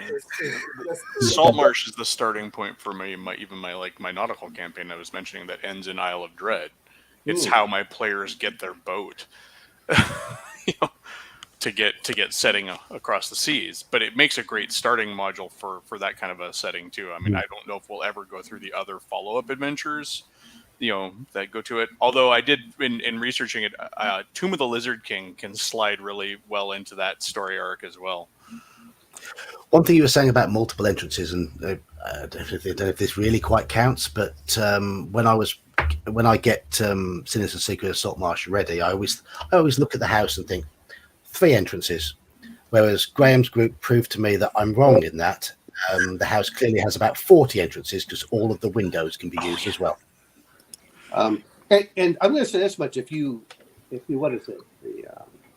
If you get the Isle of the Plangent Mage from OSE, you can plop that right into the Saltmarsh stuff. Oh yeah, easily. And I think that is of a lot of the adventures I've read, that is one that's very, very good. You do have enough action in there. You have puzzle to do. It changes the whole feel of it if you succeed. I succeed is if you go. Anyone that's read it, I think that's one of those excellent modules. And there's enough socialization that you can go through it. You can sort of think your way through things. You can fight your way through things. I like those aspects in a module for that. So I'm going to let's refer to a few of the chat points. Now, this is one that I liked from what Mage's Musings said earlier. Once an author releases their module into the world, they have no say in how we run it or alter it. Oh yeah, and that's one of the things I like about the classic modules is that they were written in this way. it was a case of village of Homlet. Here's the village. Here's the moat house. You decide how you get them there. Off you go. Yeah. Whereas, I think a lot of the more modern modules are very heavy-handed. Elfbait was saying earlier about how thorough they tend to be, how little wriggle room they leave. They tell you too much about the NPCs. Well, then the stakes are so high in all the new ones that it's like, okay, on to the next world-threatening catastrophe. And rather than add to modern modules, you almost have to remove stuff from them to make them more playable. Yeah, I know. That makes them less usable for me. It's very hard to knit those sorts of adventures together, those modules together, if the authors haven't meant them to be knitted together, especially if there's large monsters or rulers. It's very difficult. It's very lumpy to change the names of all the kings in the province and the towns and the cities. That for me is changing a bit too much. I'd probably pass on a module like that. It's also clear that like all of those are written to be a whole campaign and then start anew. I don't think they ever expect many people at least to really play through those and then keep the same characters going on to the next one. Because first of all, most campaigns peter out about 10th, through 14th level or something if you're lucky. Well, you know what though is I'm going to say this much: as I get older, I think that really once you start getting those higher levels, it actually makes things more boring because you can overcome it. I guess listening to, I can't remember one of the dungeon master or whatever, Professor Dungeon Master or whatever his name is. Yeah. He was talking about having the same characters. They're only like 5th through 6th level for a decade of actual real time. And I went, that's probably the sweet spot where you can still make things dangerous enough, but they can still be epic enough to change their world. And that's one of the things I did like, to be fair, in the idea of the slavers, is you're breaking up the slavers and you're impacting the world, but not everything has to be the world's going to end, Men in Black kind of feel, where we have to fight. I would rather the players have to fight one giant than have to fight the Jarl of giants. If you're gonna, if there's a frost giant, why is he threatening? Right? If you can leave some of those more powerful monsters as single entities with their own backstory and things like that, so you can flesh them out. And players like, well, we're not going to mess with him, or the Hercules against the Hydra. Oh, okay. Yeah. I think also with those. Oh, sorry. Go ahead. No, you go ahead. Say with those big arcs, it's also really hard to, I think, spin off side adventures and stuff, because when the stakes are so high, your players generally, in my experience, are less likely to go off on the side path. They've got a main focus, haven't they? Exactly. They focus on the end point. Well, the other problem too is that anything you put in their path, they are trying to figure out how it relates to that major plot too. So even if you're just trying like look, guys, I need a break. I want to run this little side jaunt into this village where there's maybe a murder mystery on your way to beat the frost giant Jarl.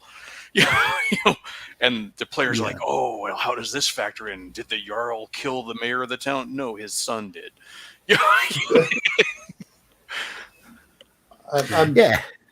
it's an opportunity though as well. I mean, you can, but yes, it's sometimes nice to break away from those big overarching plot lines to do something different. And you're right. Players will assume a link where you didn't intend one, where you don't want there to be one, because you want to just have something a bit different.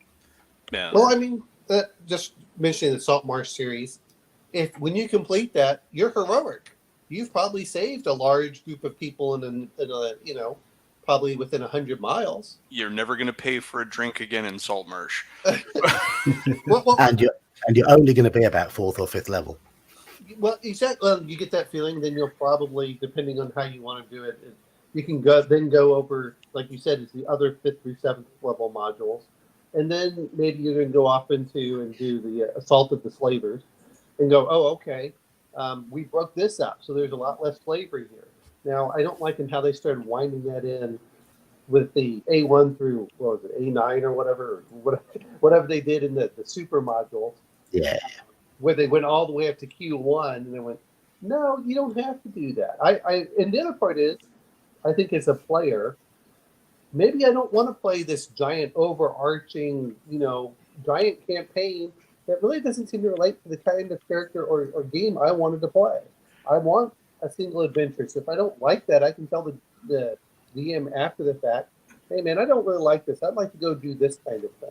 Or maybe you And don't you want to play that character that long. Like Yeah.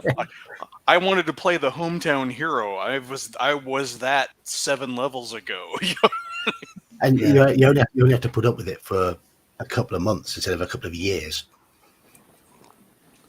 Yeah, well, to be fair, I haven't really looked at the 5e adventures other than whatever I got from the old school or the original adventures reincarnated. Some of that's from memory, but I did get the modules I liked. I'm like, yeah, I can understand this. They're pretty good. The other part, I think that as a player, one of my favorite things to do is explore. I want to explore the world, and I want to go to these fantastic areas. It's like whenever we travel, we want to go to the Carlsbad Canyons, and then we want to go look at the Taj Mahal. We want to go look at the mountains that we've never been to, and the talk about salt mines. If you've ever been down in Europe, some of those areas of Europe, you get to see these cathedrals made out of salt. And instead you say, okay, instead of miners, you put dwarves down there. Okay. That's what I want to do. And if you have me on this linear campaign, I can't just go wander off and say, hey, you know what, guys? I heard that there's some treasure up in the hills where the Yeah. dwarves used to be. I love it when my players want to wander because I have, as a DM, I mean, I tend to have, my worlds are very alive, and so things are happening anyways. So if they want to wander off and go on a diversion, it's fun. Things are still happening in the background, and whatever they end up choosing to do can maybe help them in whatever overarching story that might be there, or they can just abandon it and then pay the consequences. Well, and there's nothing wrong with abandoning some of these modules. Yeah. That's you go, okay, you're in the Isle of Dread, and you're like, well, you can go through this, and you're going, you know what? Now we're going to build a boat and try getting off of here. Okay, that's or we're just we're going to live here next to the beach and just live Gilligan's Island style for the rest of the campaign, and Good you've mentioned the Isle of Dread, because Mage's Musing made a comment here. Lost World type settings are great for those exotic monsters that may not fit in your milieu otherwise. I think Yes. that's grumpy D&D player coding for dinosaurs. It's the DM wants to make you fight a T-Rex. Here we go. I like dinosaurs too, but I get the joke that Well, where do they fit in fantasy worlds? Yes. and I think as I got older, I was less interested in dungeons, and dungeons kind of are allowed to keep players reined in. They're not going to go through solid walls for the most part. They're like, oh, okay, you can go either left or right. It makes it very easy. But I remember I preferred going, okay, where do you guys want to go? And just letting them wander through hexes and saying, okay, this is what you're going to encounter, and this is what you're going to encounter. And I think, and I haven't read all of it, to be fair, Forbidden Lands really scratches that itch for anyone that wants the hard survival hex crawl, if anyone's played that game. Have not. I've heard a lot about it. I haven't played it. I'm not saying you have to necessarily like the background, but it's one of the few games where cooking actually means something, and fishing, and you're like, well, I can kill these demons. Like, well, that's great. We're going to starve and freeze to death before we get home. That was a bigger threat than anyone else, and that's one of the great things about Forbidden Lands in that aspect. Is just listen. Now, I wish I'd played it. The problem is trying to get 5e players to switch systems, and I can get them into Conan, but Conan is basically a bunch of one shots that we use the same characters over and over again. And I like that. It's like, well, what did you do? Well, you know what? After you were done 3-4 months later, you're on a new adventure. You were captured by pirates. Okay, we're going to stress this. Oh, okay. But like you said, it depends on the games. I know Call of Cthulhu tends to be kind of railroady because you have to be. Otherwise, the players will never get anything done. I don't Yes, know about that. I've run a big campaign with recurring characters for Call of Cthulhu, and I have no problem. Or I have, how to rephrase this? My players are always running off the rails. They're always wanting to do something here, there, or the other. It's fair to say though that with the investigative nature of Call of Cthulhu, it can be very difficult to get a scenario that has a degree of openness to it. Yes, my players have gone off the rails on it, and it's forced me to improvise. But the nature of most Call of Cthulhu scenarios is that they are quite linear, because of the idea you find a clue which tells you about something, where you find another clue. I've said before, my favorite Call of Cthulhu adventure is Forget Me Not, because once you have worked out that you've lost your memory, and once you've worked out who you are, and once you've worked out, once you've found the town nearby, it's a scenario where everything then is in the player's hands. Yes, there are clues to find, but there are multiple ways of finding them, and it's and in terms of Call of Cthulhu adventures, they're not always the easiest to use because the way they're written. But Forget Me Not is an absolute gem in that sense, in that it is very well written and very easy to follow. I suppose in that regard, I guess they're linear. I've never felt that they played railroady, I guess, is the thing. I've run the introductory scenario to Horror on the Orient Express twice, and quite literally it is a railroad because you're on a train. But I will say my two groups that played it approached it in a very different manner.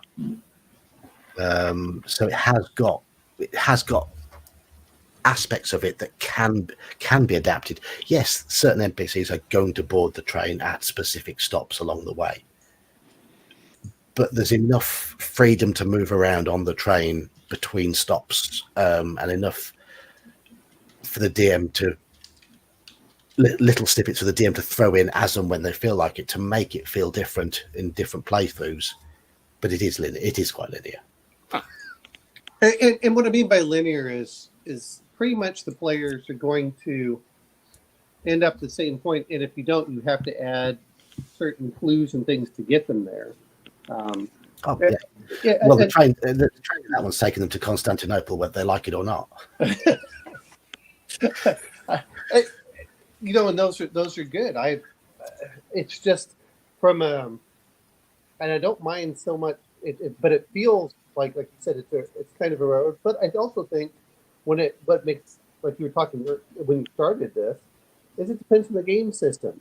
Players are willing to accept a railroad in Call of Cthulhu because you want to play investigators.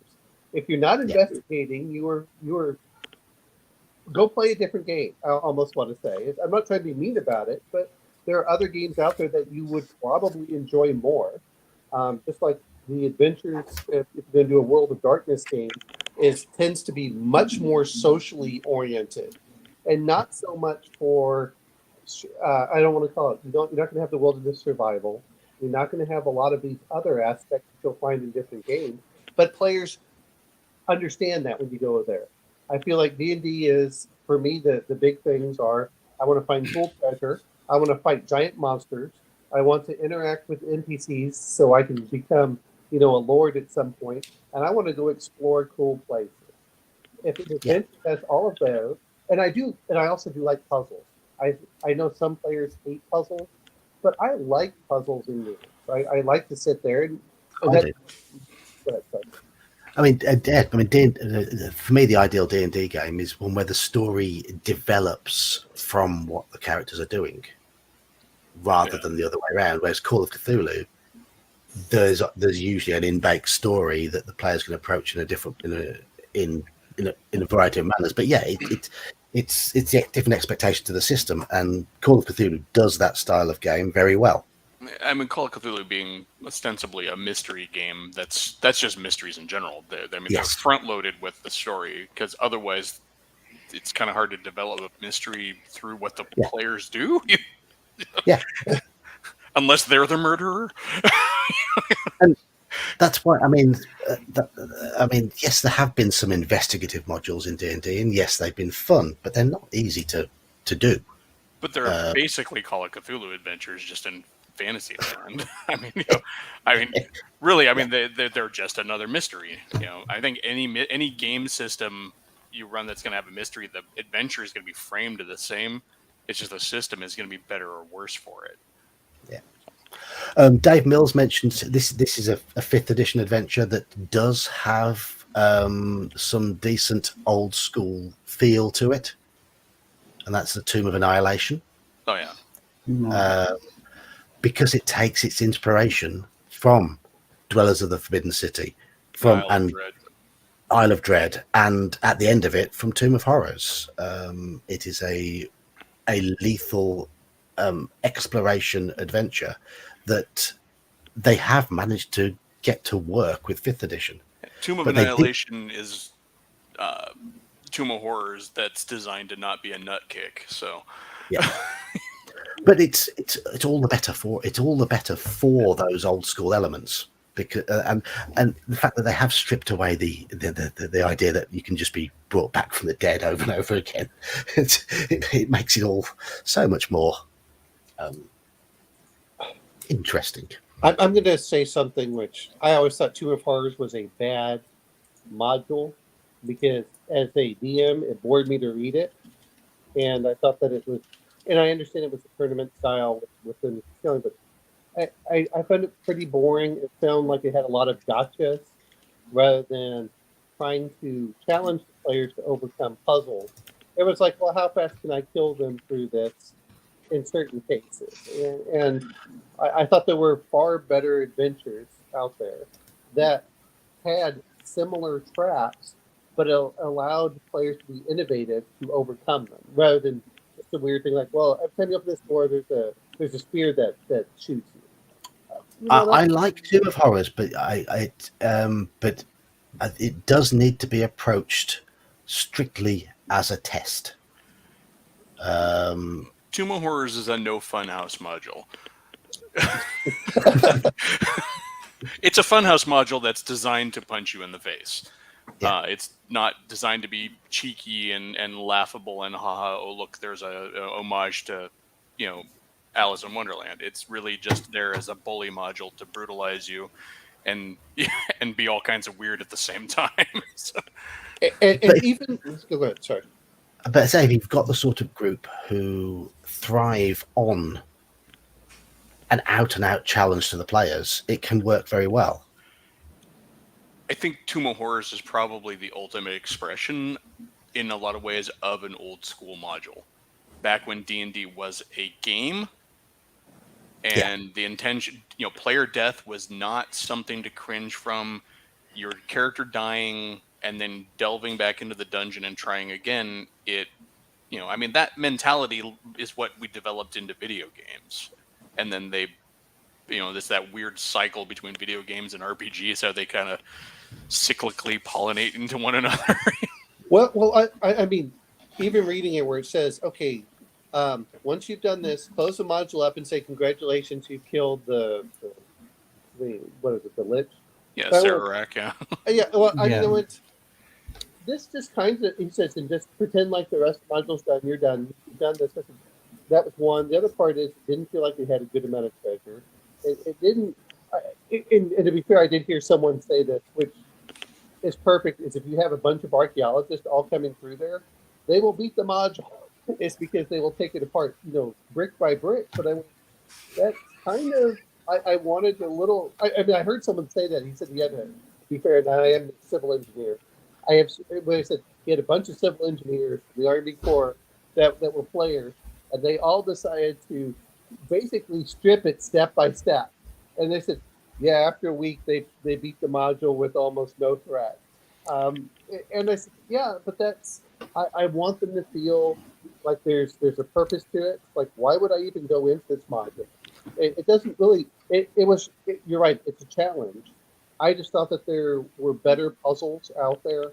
I thought that they could have done more unique mechanics. You're right about the monster with the what is the spear of annihilation basically in its mouth.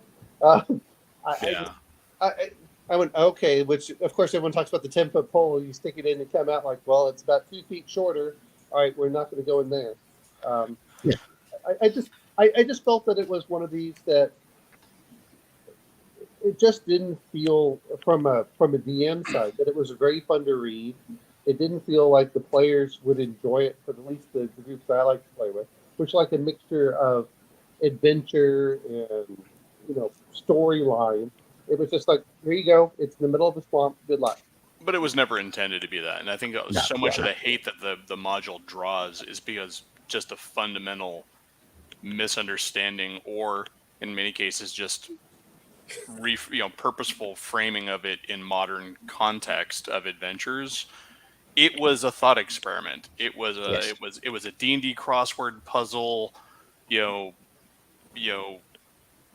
adventure Sudoku, where you just sit down and do it for the sake of doing it. It wasn't supposed to fit into your campaign. It was kind of almost one of those things like, well, kind of why he created it. When your players get to be so good that they can beat everything, you're just like, okay, let's just do this for the fun of it. Let's see how good you can be. I do want to say good luck to one of my channel's regular followers, Adam. It's his girlfriend. He mentioned this on a previous stream that she's not been very well. So good luck, Adam's girlfriend. Hope it all goes well. Yeah, good luck. Yeah. Look, Adam. Hopefully everyone gets that. No, I'm reading some of the comments here when they're talking, like Fred Daniel and David Leonard and Ernie Noah, as they're all talking about it. I understand some of that, but I almost feel like, hey guys, this is a one shot. Go get some throwaway characters and understand it's going to be pretty lethal. Okay, and you're right. At that point, I think people can do it. I just wish that they had more what I want to call puzzles and gotchas in there, and I wish that they had some environmental aspects. I felt that it could have been more of an Indiana Jones style, rather than just, oh, we're just going to cut off, this will give you good luck. We'll do this, and then you just close up the book and say, okay, we'll pretend the adventure's over, unless the players really want to keep going. Yeah, I think that's where Tomb of Annihilation benefits, is that it's Tomb of Horrors taken seriously. Like, it's like, okay, let's as I was saying earlier, let's write this as if it was actually an adventure worth playing and running.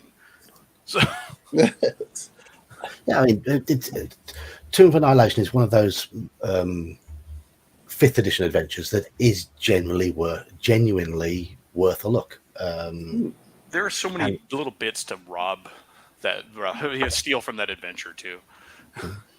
I haven't played Tomb of Horrors, Tomb of Annihilation, but it seems to me for mid-level characters they're pretty potent in terms of normal combat, and it wouldn't harm to switch things up with a puzzle or an encounter with a very powerful evil magic user, because that if they are gunning for the higher levels, that's the kind of thing that they're going to have to work around eventually anyway.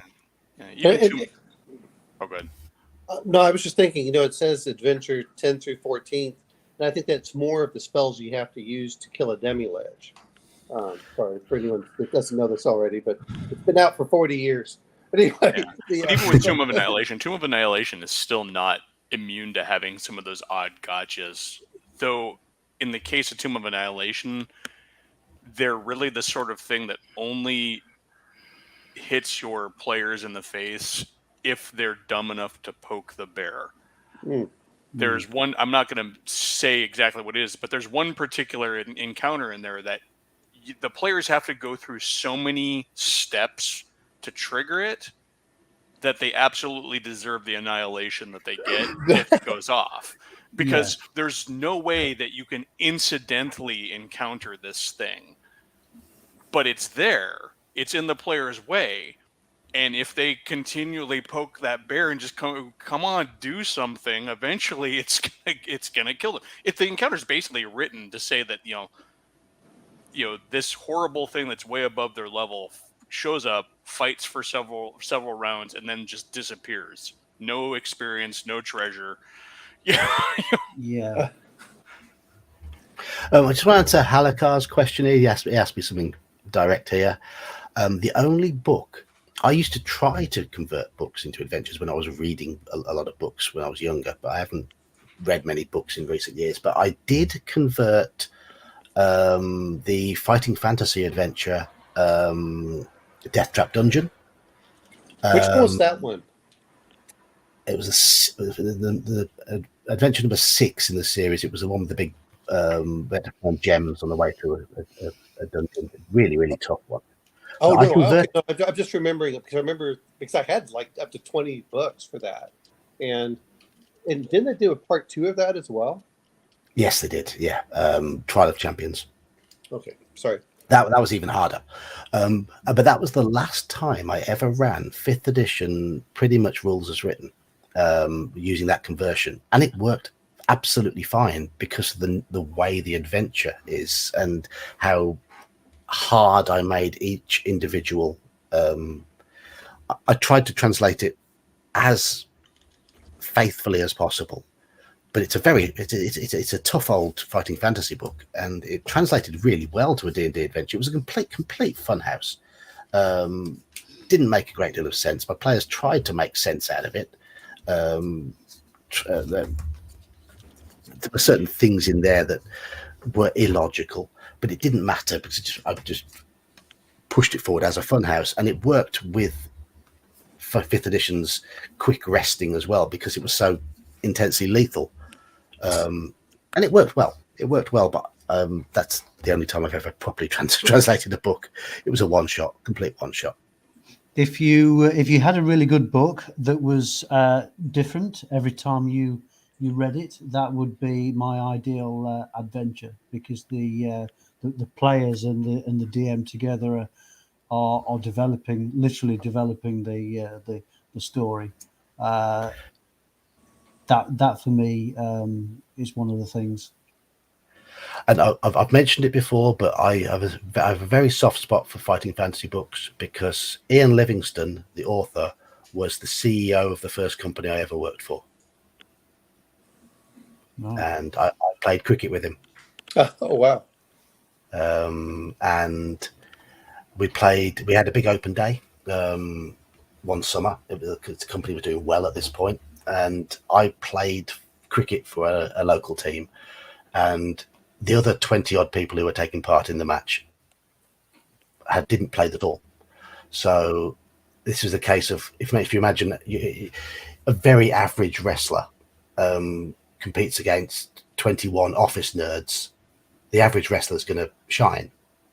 I was just a very average club cricketer, and but because I played regularly, hobbits. because I played regularly, I could at least bowl the ball straight. I could at least hit a ball. I could at least had some idea of where to place the fielders on the field.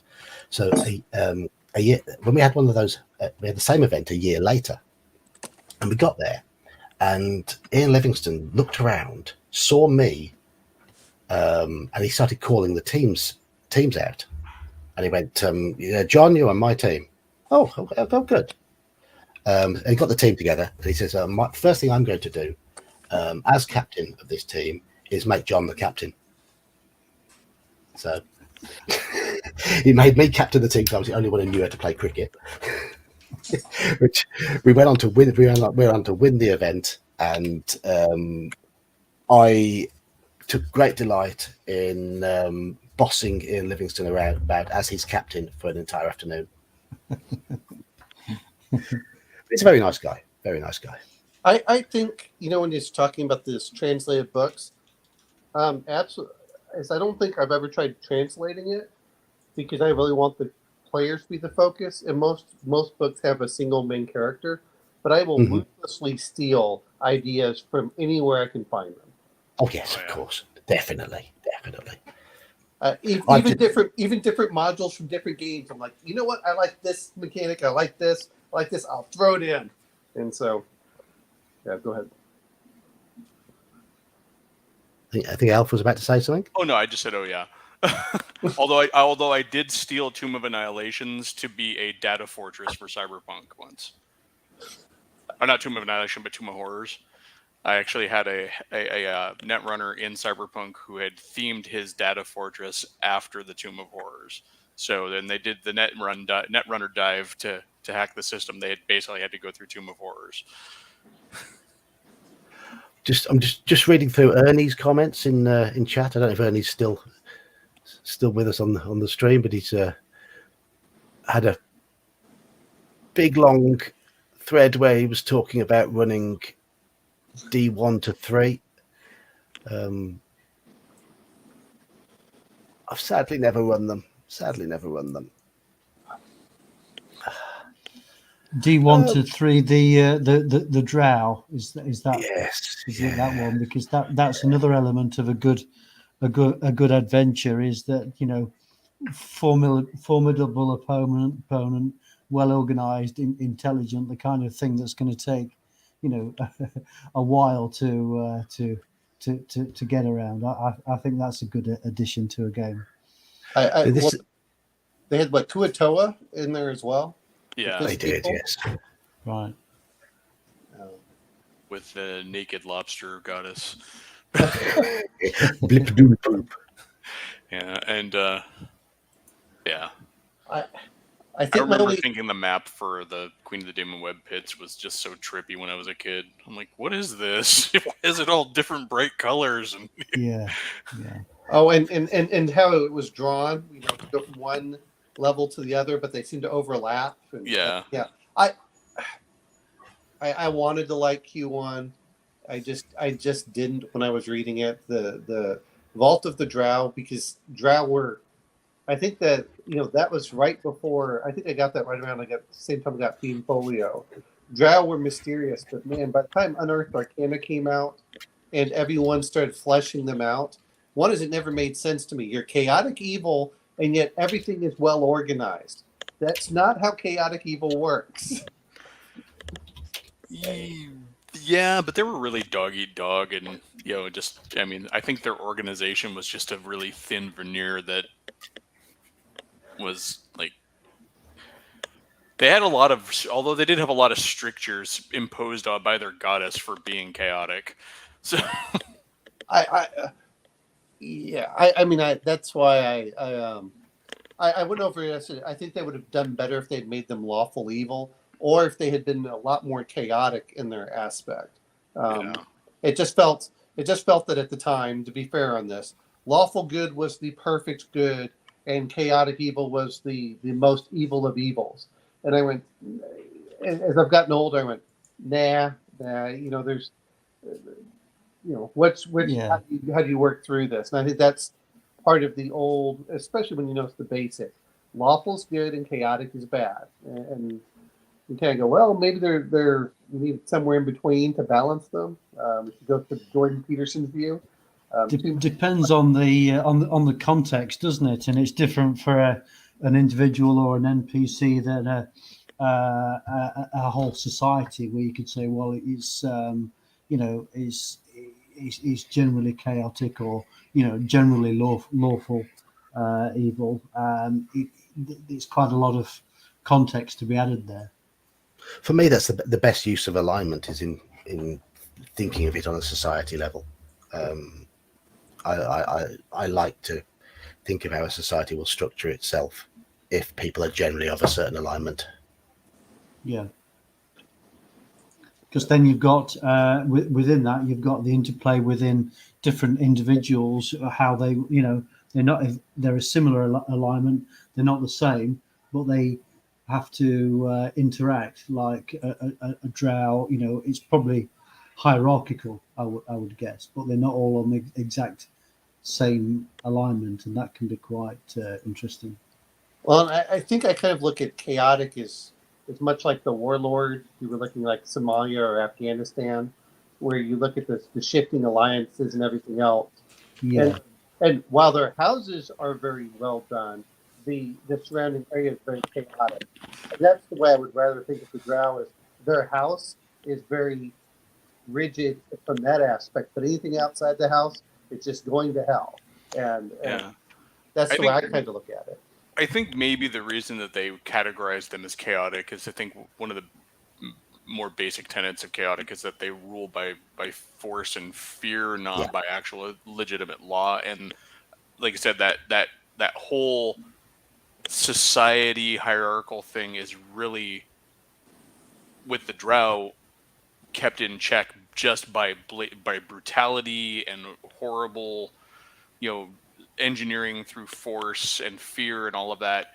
There is no legitimate authority within the drow. There's really only what you can keep hold of, because even amongst the drow females, I mean, you're only as powerful as your oldest daughter is weak. Yeah. So And I actually like that. I don't mind that as much. It's just I Yeah. think that in the later ones they're like, oh, the streets are immaculate. They did this. I said, no. I would rather them be kind of like each of the houses. The houses look beautiful, but everything in between is kind of rubble. Which that's the way I would rather look at it. But On a smaller scale, you can look at, for example, hill giants are chaotic evil, and the steading of the hill giant chief. They've got a perfectly functional steading there. It's obvious that Nozenra runs it by being the biggest and the strongest, but Yeah. they've got defined roles. They've got a cooking area, an area for the youngsters, an area for the women. They've got guards. They've got a structure in there. So they're a chaotic evil race, but there is still some structure in the way that's presented. yeah. I mean, on the one hand, you've got the physicality of giants. It's pretty obvious to all the members of the community who is top dog. But with some of the other chaotic societies, they kind of can meander on, not particularly chaotic, and then it all flares up, and people reveal their true colours, and they try and it's a new power grab, if you like. Let's say a chaotic evil society is ruled purely by the strongest. It's ruled through fear, by being strong, and and it's respect of whoever is more likely to be able to cause you pain. And that's the vault of the drow. And I wish I could have run it. I'd love to have done. and I'll still say I still love the Drider as a monster. I know some people Yes. hate it, but I like it. I think that it's great, especially as they act as on the outskirts of everything. So they kind of act as the evil rangers of the drow. yeah, I think they're a great expression just of the cruelty, and that's at the heart of old school drow. It's like your own citizens have been horribly mutated into this mockery. Because they failed. Yeah. I mean, not because they're bad, but just because they failed the test. Yes. And now they are a half elf, half spider monstrosity that is on the fringe of society, or just cast out of society Yeah. to fend for itself. Yeah, I think the original idea of the Drider is absolutely bang on. Yeah, it's also just on that weird haunting, like, what do they call it? The uncanny valley, where it's a pretty elf attached to a gross spider. It's like I think it's really intended to to invoke a response from Yeah. players when they see it. Like, because elves are always beautiful and immaculate, and here you have one attached to a gross spider, something that, like, 80% of the population is disgusted by. Yes. Yeah. Well, and just the thought of it walking around, if you're trying to hide, to bypass it, it's because it's an innate hunter. I mean, whether you like it or not, it's not just, and it is. There is no reasoning with it because it's a truly despicable, terrible creature. Because not only has it been forced out, but no one likes it, including its own kind. So yeah, it's yeah, you're right. It just the visuals. Thinking of players can avoid it. I think does a very good job for that. Speaking of which, has anyone tried a little bit different? And I know John hasn't, but looked at the any of the adventures from Warhammer Fantasy Roleplay. I've No, not I looked at the haven't. adventures. I'm gonna have a game, but Yeah, I mean, I got the Humble Bundle. We got like 40 of them, all from the second. I mean, and it gave you the other one, and I haven't really gone through the adventures. Because it does. Go ahead. say from my recollection, they're pretty baroque. I know, like, Dice and Logos has been running one of them for like 4 years. One adventure. Yeah, Well, I think there's it's a campaign, but still. well, there's one of them that goes through the whole thing, through the whole arc, and I tried getting like bits and pieces, but it's been, I mean, most of my books are at my parents in Florida, so that's like 700 miles away. So I'm trying to remember stuff, and I was just curious because I never run it. I always wanted to, but it was hard to get people away from certain game systems. Was just on what their experiences had been on what is it, the Enemy Within campaign. Yeah, that's the one he's running too. I've not played it. I've never played any of them. Nobody in my area played Warhammer Fantasy Roleplay. And well, I mean that's a lot grittier too, because Oh, yeah. players can die pretty easily in there. So Well, then you're never almost never a professional adventurer. Your starting class is Ratcatcher, or bum, and you might get to a point where you get recruited into the army, and yeah, I mean once you really get up there, if you start getting up to Knight and Witch Hunter, and I've started looking through the 4th edition, but yeah, it's starting at that really low level, and then you have to keep going through all the different ways out. It makes you really do start at the bottom. So that's but even your arc can go from like street pickpocket to like racketeer to low level crime boss, but you're still never like a professional adventurer.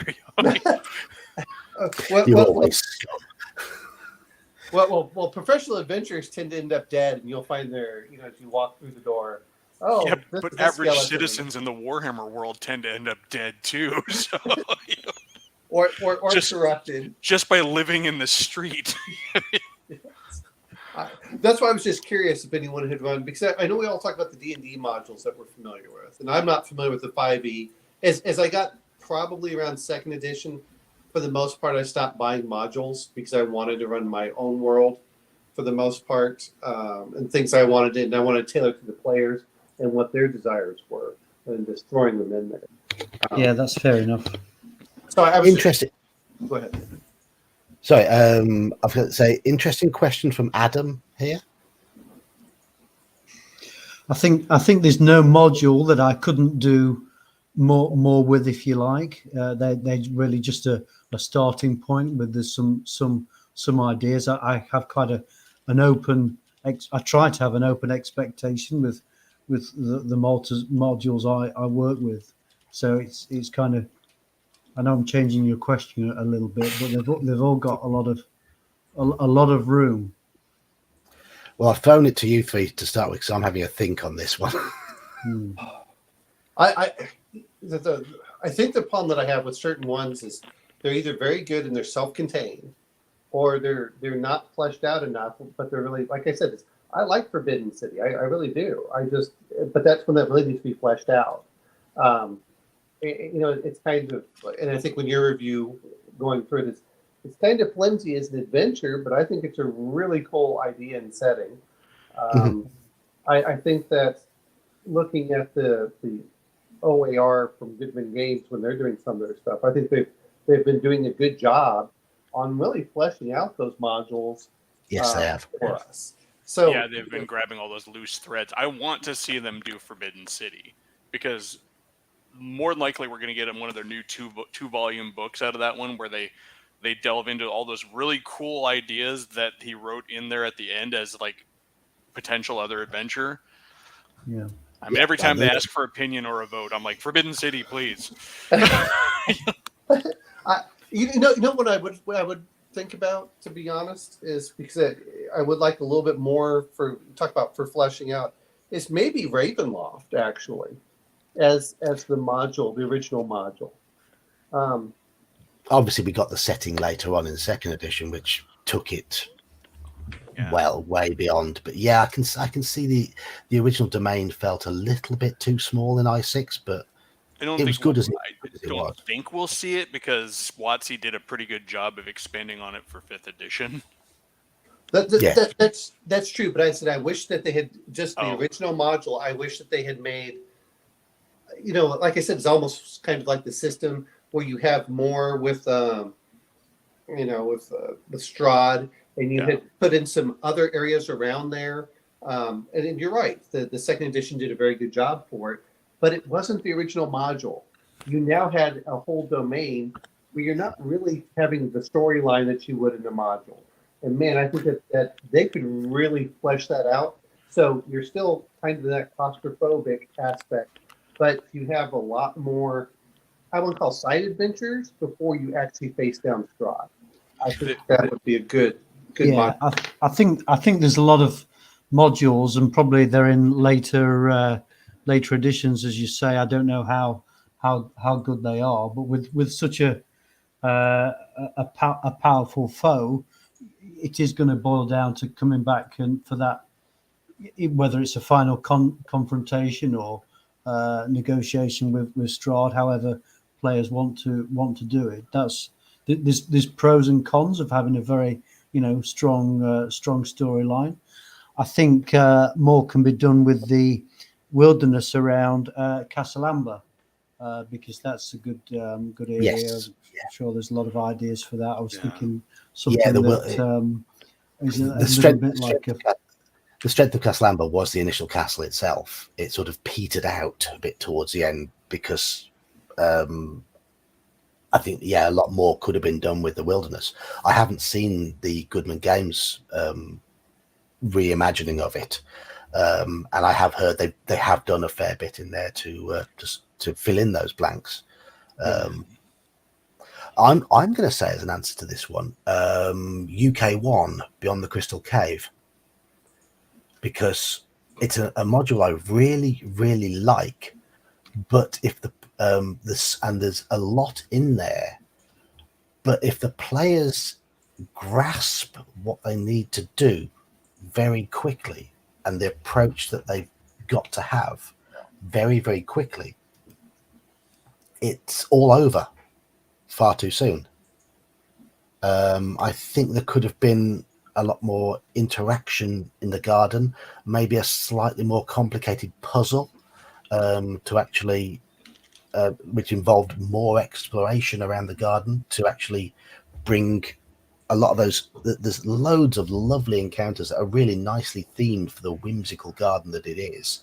But I found every time I've run it, the players have missed most of it because to find the plants they need, it's almost too easy. I'm going to say for mine, we talked about them extensively already. I would say if I had to, B2 and X1, I think there's so much room for more in those that could have been added. Oh, true. Yeah. Follow-up adventures. I think they both kind of got cursed by being, starter box set modules, and therefore I don't think TSR ever felt like they really needed to expand on the themes within those. There are other modules in their series, but nothing is ever. I mean, Isle of Dread, you could place so much on that island Well- and never have it crowded. And then B2, you've got a frontier setting right there. They could have just kept expanding that frontier. But, yeah. And speaking of which, because Goodman Games has done that, I don't know if any of you have looked at their modules. I Looked think at that- some of them.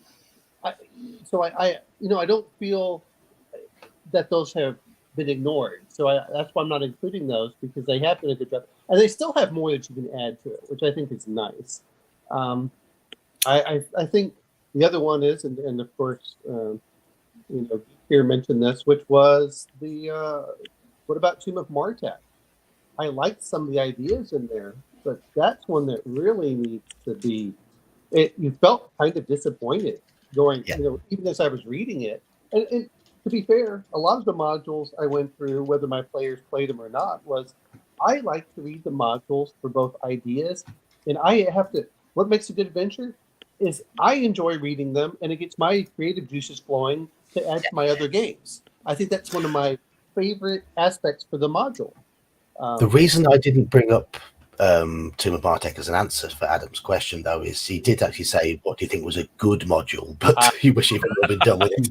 And as it stands, Tomb of Martek's got a lot of good ideas, but it's not a good module because it's got too many ideas, too poorly fleshed out, with too limp an ending to be classified as good. Well, I guess if we're going to do with that, then we could always say that, an actual realization of what Village of Hamlet started. I think I even asked a question of you that one time in a comment on one of your other videos. Like, has anybody ever tried to write, like, out there, because we have all these third parties that are not adventures, kind of the adventure with the serial numbers filed off. Has anybody ever tried to write and publish a version of Temple of Elemental Evil that is in keeping with where it seemed like it was going and where it was supposed to go, as opposed to what we ended up with? I'm guessing somebody in the Dragon's Foot community might have attempted that at some point. I've never seen it, but it'd be fun to see, because I know, like, we've seen, Keep on the Borderlands with the serial numbers filed off in the OSR and stuff, Yeah. Yes, and I mean, they've done tons on there to expand on the D1 and 2 series. So I'm guessing somebody somewhere must have done, because Village of Hamlet just didn't flow into the rest of it. I think D1, D2 could have used a lot more fleshing out as well. That's one that really could have. I think D3. I mean, that was the Drow City, but D1 and D2 just kind of felt like when I was reading them, I didn't really. It kind of left me as meh. That's the best way I want to phrase it for those modules. See, I love them. I've read them both, and the D series is the one series I still so much want to run, but I need to run it with a group of players who cherish their characters, who have looked after their characters for a long time, because I want them to have the proper approach to it. But we'll have to see. Now, which one was? I'm trying to remember. I remember the Kuatoa, but was that the one that also had the mind flayers in it? I can't remember. D2. Okay. I think that weren't the mind flayers in D1. I can't remember. I know D1 was Drow and Troglodytes. D2 was Kuatoa. I think. For me, I had them. I had the blue one, the D1 2 combined, so they all sort of blend into one a little bit. Yeah, that's what I meant. But I think that's one that I think could have been fleshed out a bit more. Could do, yeah, definitely. I mean, definitely. especially for the Kuatoa. To me, if you're going to bring in a race, don't just kind of use them as a throwaway. I think that if they had really done it and really fleshed out the Kuatoa, I think that could have been really good for that. I just didn't feel like that they had. It was kind of like, oh, here's a new monster, good luck, instead of saying, here's a whole society and this is what you have to deal with, and this is why they're a big threat to anyone around. It's I mean, those were it was originally published as a 16-page adventure, wasn't it? D2. So, I mean, D1 to 2 was the 32-page compilation. But yes, you could have made a proper 32-page adventure with the Shrine of the Kuo-toa quite easily, and made something of the society a lot more, and the impact of them on the surrounding area. Because I think having those in the Underdark would certainly have some significant impact on what you would find around them. Yeah, that's so. So I mean, if we're going to say good module, I think that's one that would do it, because I think those whole series were were excellent for some of it, but I just wish that I just felt kind of cheated when I was reading it. Okay, you put in Kuo-toa, great. What do they add to any of the to the whole storyline? And I just didn't feel like there was there. I mean, if they were written in as something to ally against the Drow or something, There was that potential, but they were treated as being so alien. Yeah, 'cause they're basically crazy. So they're something out of the Cthulhu adventures, aren't they? That have just been thrown in. But so are Mind Flayers, really. And I can't really answer Adam's question regarding. I see you have regarding Dungeon Magazine, because I was never exposed to any of the magazines. I mean, everyone talked about Dungeon, but I never found it. That was the whole thing with there were a lot of things I remember seeing in the book, but I lived in military towns with this, Radcliffe, Kentucky had 9,000 people in it total, plus whatever was next to Fort Knox. It wasn't until I guess it was in my late teens that I went, oh my God, I can find all these different books. Yeah, it's only recently that I've become familiar with Dungeon, because back in the day it was not high on my list. It was either an issue of Dragon or an issue of Dungeon when I could pick one up. But now, when I went, kind of touching about my nautical campaign that starts in Saltmarsh and ends in Isle of Dread, I basically went through the entire run of Dungeon, because I have all the digital copies that they did, and found every nautical or nautical adjacent adventure in the entire run of Dungeon, and earmarked them as potential side adventures for that campaign, because it goes through an archipelago and then off across the sea. And the archipelago is kind of this, Pirates of the Caribbean almost kind of a setting where there's a D&D equivalent of the East India Company, and I hope your players appreciate your efforts. They do, but still every once in a while, like I said, it's a nautical campaign, and everybody, like my wife makes a goblin pirate, because we're doing 5th edition, makes this goblin pirate. Another guy makes a Pacific Island themed orc, and got all these other nautical characters. And then one of my players comes in with a paladin dressed in chainmail. I'm like, where's the nautical? He's like, well, they're sacred texts were taken across the sea. I'm like, all right. Well, and also get on to Adam's question here is, when I did buy Dragon Magazine, I liked it very much because it wasn't just D&D. It gave a lot of ideas to all these different games, whether they were TSR or not. I mean, if anyone remembers Paranoia, they had a great article in there about Paranoia. The Marvel File, Ares. I played so many different games that Dragon was the bigger draw.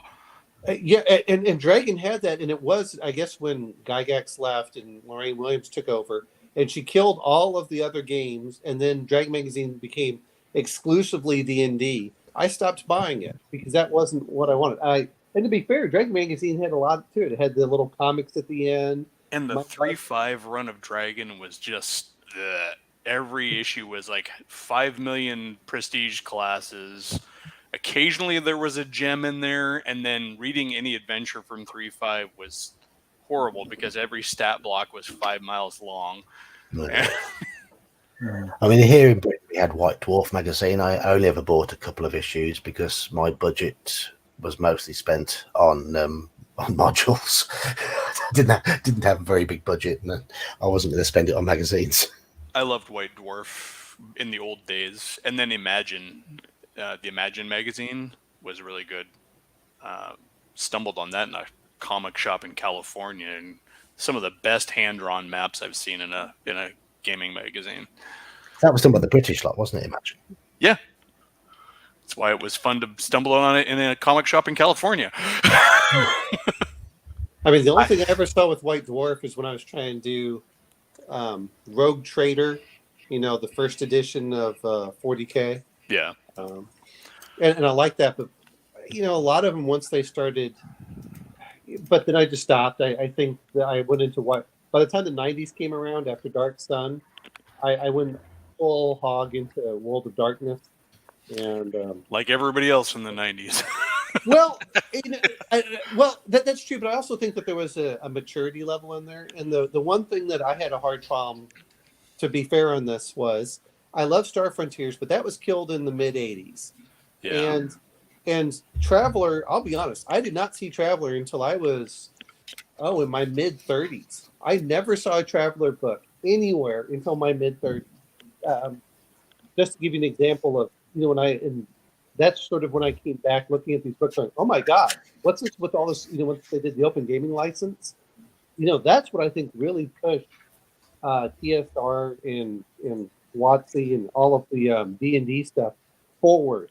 Whereas, because I saw it basically those were dying, before then. So yeah. Well, it definitely helped them dominate the game space in terms of people's mindset. With D20 being open license, then it all traced back to D&D. So it was a great advertisement. If you're picking up the D20 Slain book or the D20, Alien Worlds or, D20 Smurfs or whatever anybody else decided to publish, you've got that open gaming license in the back that points all the way back to D&D. So even if nobody had heard of D&D, but they knew what a My Little Pony was, I fully agree with you on that. But it pushed out a lot of other things because everyone that was familiar with D&D could get into it. They don't have to buy all these other books. Don't have to learn a whole new system. And that I think really, whether WotC was making all the money or not, that just the fact that system was out there, it pushed a lot of the other. I remember going into a game shop and it killed innovation. I'll give you that. Well, that's true. Now, if we're talking about modules, and this is not a D&D one, and I wish I could run it because my players don't know anything, is I still want to run Chariot of the Gods for the new Alien RPG. Yes. Yeah. I think that would be really cool for them. I haven't really looked, even though I have all the books, I haven't looked as much at the newer ones. But Chariot of the Gods, I think, is one. Talking about a good module, it has the theme. It gets the players into the mindset. I think that's a big factor. It's just the fact that the module has a theme. If anyone remembers, I don't remember the number. In first edition, they had 2 modules basically doing Alice in Wonderland and Through the Looking Glass. EX1 and EX2, yeah. Dungeon Land and Land Beyond the Magic Mirror. I can appreciate it for what it was, but that's not really the D&D I wanted to play as a kid. Yeah, we were intrigued by it because my friend picked up those 2. If anything, it opened our mind to other things you could do with D&D, and I think that was a good thing. It was a published adventure, or they were published adventures that specifically pointed you in the direction of interpreting your favorite books into D&D. So it was kind of, for a young player especially, it was like, oh, we can do this. We're allowed to do this. Yeah, I was intrigued by them for the same sort of reason, in the fact that they were something so completely different. Sadly, they both failed a bit in their execution, and they were both brutally lethal. Absolutely hideously so. I will say this much though, because I know Elfbait likes it. The Star Frontiers SF1 0, 1, 2 and 0, 1 and 2. The Volturnus cycle. Yes, I think those were some of the best modules out there. And the other one I liked was it Alcatraz? The other one I really enjoyed. The Alcazar. Yeah. Alcazar is. So here's the problem with a lot of the published Star Frontiers modules. They're still fun, but basically Alcazar is Volturnus again. It's, hey, we're on an alien world and we're going to go on a cross-country romp, road trip across all these different biomes and fight, and encounter things along the way. In fact, it's funny. Recently, I had this. I occasionally publish for the fan magazines out for the Star Frontiers, like Star Frontiersman and Star Frontiers Explorer. And I was doing an adventure for that, and then I realized, wait a minute, I've just kind of cribbed Crash on Volturnus. So I stopped, but I'm like, it's so many of the adventures for Star Frontiers were that, because even like the the mutiny on the Elena Morales or whatever it is. Yeah. It's also Volturnus again. Well, and I feel the same way, Julian, with Traveler. Is part of the reason that I want to play a space game is I want to go out into space, to be fair. And I want to go explore a new world, which is kind of what you want in D&D with the dungeons. And that's why when you remove the wilderness aspect, it really, or the danger for the exploration. I don't mean just for monsters. I mean, to say that you crossed the desert of desolation should mean something. You should have nearly died 3 times, found strange mysteries. And here's the funny thing: you're probably not going back until you get high enough to get like a teleport or some other spell. Yeah, we're not going through that again. Yes. Yeah. And I think that there's that aspect for it, but I do like the Volturnus one modules because the first one's survival. The second one is trying to understand what's going on in the world. And then the third one could be feel on that final epic is... The third one is a dungeon crawl that culminates in a battle, like a large-scale battle. And what I like about that one, and I wish more modules would do it, was instead of trying to get everyone fighting off the big giant battles, I like it when you focus in on key points in the battle. And depending on how the players do in that, determines the final outcome of the battle. Yeah, I was just looking over those, and it has the historical documentary style interpretation of how the battle's going to go. Yeah, it's got that one map that has this unit. It's got an arrow pointing where it's going, so you know how the battle's going to carry on in the background as the GM. And like you said, you can just focus on where your players are. And they could still lose the battle even if they do everything right. Now it's lower, but as they win those individual battles, that allows them to go through. But I said that allows you to have the story and backdrop, and why they don't. I think that's one of the failings of most RPGs is none of them want to really do even Warhammer for however people feel about it. It's still too unit. It's still too model based is a better phrase. It's still too model based instead of having these large units. But most people don't want to play the war game and do the RPG, and I thought that was a nice way of blending the two. Yeah. And I wish more modules would do that because it still allows players to do innovation, and me as a DM to say, okay, what are you going to do here? And then say, all right, all we're going to do is zoom in and focus on the key aspects of the battle, and that will determine the outcome. I know every time I've tried to run a big battle in a fantasy RPG, my players always try to take control of it, and I'm like, no, that's not what this is here for. This is basically a giant obstacle for you. But in my first ever 5th edition game, campaign I wrote, I'm in the process of typing it up, stopping and starting. The culmination was an army from hell marching on a little village, and I've got the players involved by having them do some tactical work with controlling the villagers' forces. The villagers' forces depended on who the players had allied with earlier on in the adventure, but meanwhile I had the main members of the party. I was asking them what they were doing because they were arriving at the back of the battle, And what I wanted them to do was focus on trying to take down the leaders as in separate combats and separate and to influence the effectiveness of the army from hell.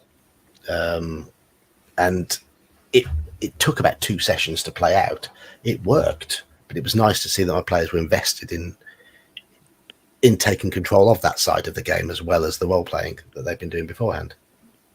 Yeah, I started looking at the mass combat rules in the companion set for D&D today, because I'm quite new to that. But one of the things that jumps out is that you've got to make get players to buy into it. Otherwise, it's just a resources thing. 80 troops died on this side and 60 on the other. You've got to maybe get them to control a unit each or something that they care about, and to plan and think about the tactics before the battle starts. I said to I had 4 players at the time, and I said, okay, you're each controlling your own characters, but you've got the dwarven crossbowmen that have got place them where you want. You've got the group of elven archers. You've got the group of town militiamen, and you've got the group of town guardsmen. Off you go. So you're doing dealing with the tactics of those little groups, as well as your characters at the back. Now, isn't the new Dragonlance for 5e supposed to have mass combat role? I think so. I believe so, because it's the one campaign setting that it's important to. So I would be surprised if they don't. Not to mention their trailer for it features a big old battle. It does, So, yeah. yeah. I'd be interesting to see how that goes and whether they. I'm not overly optimistic about what they'll do with Dragonlance, because I know there are aspects of the setting that they'll probably tear out. But we'll have to keep a semi-open mind, I suppose. And I do feel sad that the fact is that you could have brought back your original writers for it to help at least set up the set. Even if you say, look, we want you to change some things, they would have, because they loved it and everything else. I'll be honest, for the Dragonlance modules, and I bought them and I just stopped buying near the end. I thought the first 5 were okay. The first one I thought was very cool, but you could tell as it was going through, the idea was you have to play with the characters in the back and you have to do this. And my friend who is and I'll be honest with this, and I'm the worst one as a DM, I don't care what the novels say. You're playing my world. Even if we're playing in Forgotten Realms, this does not exist. Sorry, you're not doing that. I'm not doing this. Drow are evil. Or the same thing with Dragonlance. Yes, you have the full background. No, you're not. I don't really care what the book said or the novel said. On that note, I mean, it's really cool that WotC even today had come out and made that statement about 5th edition. Like, the only canon that's important is the canon at your table. They made their statement about canon and what they're, because they want to have a reset point for their own publications, but that was all punctuated by that statement of, but it's your table. Canon is whatever you want it to be. Well, and that's good to hear. I just meant that, I remember the hardback books for Dragonlance and Greyhawk and a few of these others. And I really did. You can tell when the author loves the material rather than just, I'm just putting it out here. And it does show in the games. Now, admittedly, 1st edition and basic come off as a war game with that we've added experience points to. But the players really and groups really made it into what I want to call more of a role-playing aspect. So I went, oh, okay. But I don't know. What we'll see with I don't like 5th edition for several reasons. It's not really that it's a bad system. It's not all the stuff that everyone swirls around and talks about from a gut feeling. It's just that the system it allows too much abuse. It just turns me off for that. And then that's the problem that I have with it. Yeah, nowadays more than ever, I see 5th edition as one version of D&D to play depending on the play style you want. Yeah. I mean, if you want heroic fantasy with lots of power and a very magical setting, 5e's got your number. But there's no way I would try to run. There are certain campaign ideas that I have in mind that I'm like, I've got to find old school style players, people willing to try an old school system, because I need that grittiness. I need that granularity. I need that, as you're talking about, the survival aspects. Otherwise, this campaign just doesn't play. I mean, I have a dark fantasy campaign I want to run. There's no way 5th edition is going to run that and have it feel right without having to gut 5th edition. Well, I'm gonna, some of the things that have to take out certain spells, I would have to do long rests. I'm actually saying the Dungeon Master's Guide seems to actually be pretty decent for modifying things. Try to get any 5th edition player to sign off on using any of those, though. Yeah, I would agree. I think the 5th edition Dungeon Master's Guide is one of the better Dungeon Master's Guides that D&D has had. Yeah, it's got more ideas in it than the second edition. The second edition one was just mechanical. The first edition one's obviously the best one. It's the best book. It's the best RPG book ever. Just a resource, if anything. The second edition one was just, by comparison, was just so thin and bland. I think the 5th edition one is better than the second edition one, personally. Good. No, I'm thinking, the first edition seemed like a bunch of articles they just jammed together.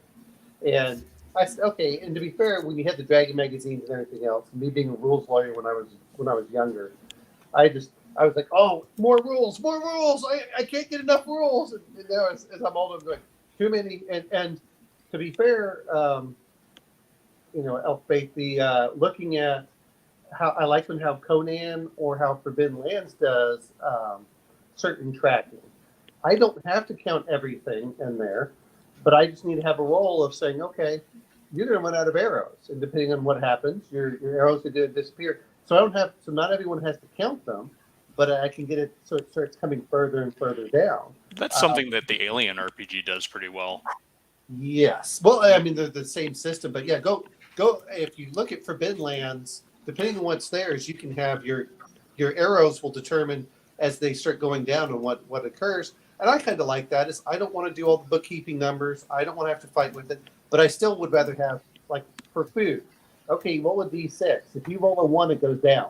Yeah, okay. That's like Alien does with what is it, air and energy and ammo and stuff like that. And I think that would work out better for everyone.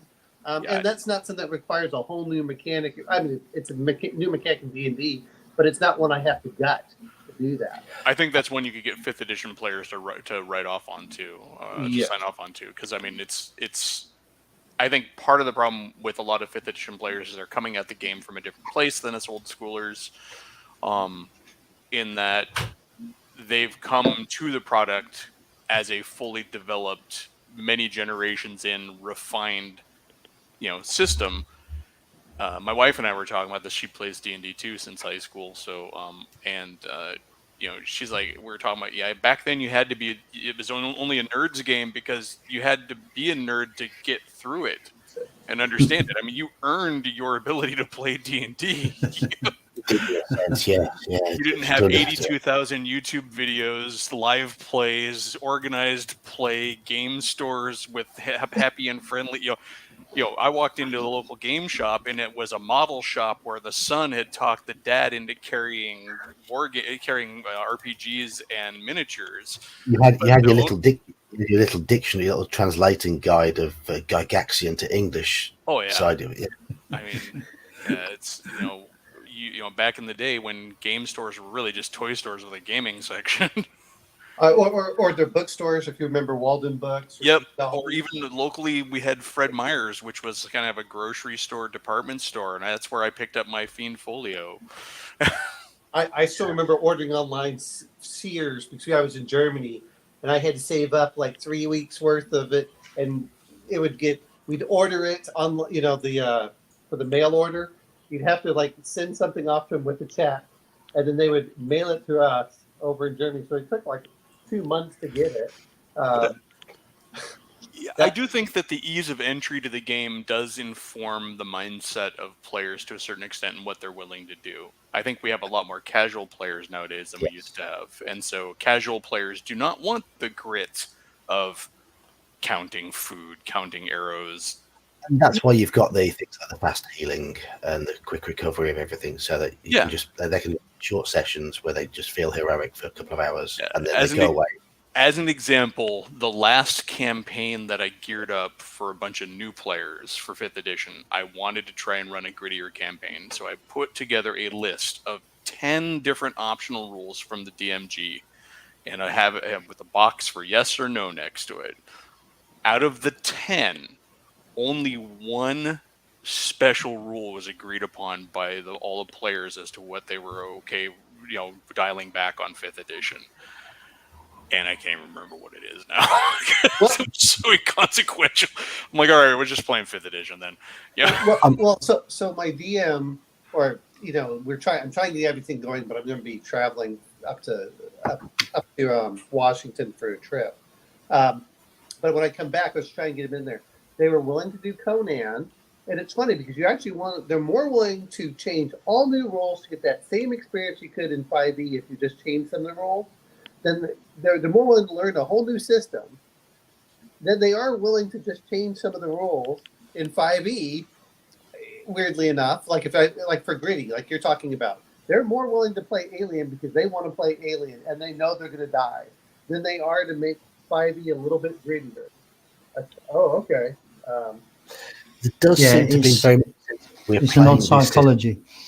Playing this system, so we'll play it as intended. That seems to be that mentality seems to be out there at the moment, very much so. Right. And I'll also say this is the less rules intensive the system, the more players are willing to go outside of their comfort zone. Conan to me was very easy to do with my players. They enjoyed it. I think that it would be very easy for them to get into Alien as well. But I don't know if they want to do any kind of long-term campaigns. I think that Conan I could. And that gets rid of some things I hate with everyone being a demi-human. But yeah, but I agree with you. He was talking, my GM said he wanted to do long rest. So the long rest is once every week instead of every night. And he said his players rebelled. It's absolutely, no, we aren't going to do this. So, you're missing out on some of the classic adventures that are going to be there. And when you get up to the higher levels, then you can be superheroes. But that some of that grittiness really does make great stories. Just want to say ta-ra to being very British there, saying ta-ra to Mage's musings. Some good input. Thanks for taking part. I want to drag us back a little bit too, because chat has woken up in the last 15 minutes or so. Chat has woken up as we've gone far afield. Yep. And this whole thing about the canon message from Wizards of the Coast, I'm going to say from my personal experience, when I was a new player, when I was younger, and even when I came back to the hobby as an adult, until I got a fair bit more experience, I was commonly stuck in the mindset of this is what's in the adventure, so this is what will happen. And it has taken, I think it comes with experience to drag yourself away from that and just beat it, get a big hammer and beat it into your own head to say, it's a framework, use it as a framework, off you go. Gives you much more freedom. And that realization switched on a light bulb for me. And I want, it's a message I want to see put out there. So I'm happy to see Wizards of the Coast say that sort of thing. Yeah. Like I said, I don't think they were giving you permission. I think they were encouraging. Yeah, I agree with you. I'm happy that they said that, but I think to some extent they're kind of rowing back on a game that was originally written with pen, paper, and imagination, and some of the things that have happened on the corporate side over the decades have kind of influenced how some of the adventures have been written and the rules have been written and player demand. Let's not forget a lot of 5e is probably based on player demand and marketing techniques, and there's kind of a market for everyone, and there is a huge amount of information out there. I found when I came back to the game, there's like information overload, because as we said at the start here, in the old days it was just D&D. We didn't have all these versions to worry about. Yeah. My experience has always been homebrewy, so like making new stuff was, I could never afford a lot of the game stuff, so I had to homebrew it. And also with Dragon Magazine being a big part of my rotation, it was pulling in new rules and new articles was just normal. And Yeah. I think that a lot of people, and it goes back to the thing I was saying with the casual play. I think casual players, and also, as board gaming and card gaming have come out, and they're very rules heavy and very rules strict, that mindset may fall over. But D&D has never gotten rid of those statements that tell you flat out to just break the rules and make it your own game. It's still at the core of every one of their rule books and every one of their rule sets. I just think that was maybe a reminder, hey, this is a thing, I'm going to bring up a little bit different. Because if they're saying this, especially when it comes to Dragonlance, I think that they're looking at it from an economic standpoint, oddly enough, is because a lot of us are the Gen X, or whatever you want to call us. We're all in our middle age. We're we Gen have X. more. What's that? I said we're Gen X, yeah. I meant, but when you look at it, is a lot of us have more disposable income. The kids are leaving. Okay, mine isn't. He's but he's 13. He's not going to go anywhere. But I mean we're starting to come over at this point where we have more disposable income, and they have. And I know that the geek was talking about when he was talking about his Asperger's and things like that, was they've been trying to push those players away, not realizing we have far more disposable income, and the amount that we do spend on RPGs, and that's something that could be spent on WotC stuff, and it's really not. I mean, I'll be honest. Even looking at the new things they're trying to bring in there, I have 6 books. I don't plan on buying any more D&D stuff. I've got everything I need. And there are other systems that appeal to me, but they're leaving. Or if you look at it, I'm going to spend more on the OSE or some of these older things. I mean, I also back the Goodman Games Kickstarter as well. I mean, just those 2 Kickstarters alone is as much as those 6 books were. And go ahead. Yeah, I'm going to be the grumpy guy in the room in that one. I mean, I'm of the same generation, but I don't feel like WotC's been actively trying to push us away. I just feel that they've been embracing who is going to continue to buy their product in the future. They're a company, so they're going to court the larger market. And that larger market is that I think are the people who are trying to push us away more than anything.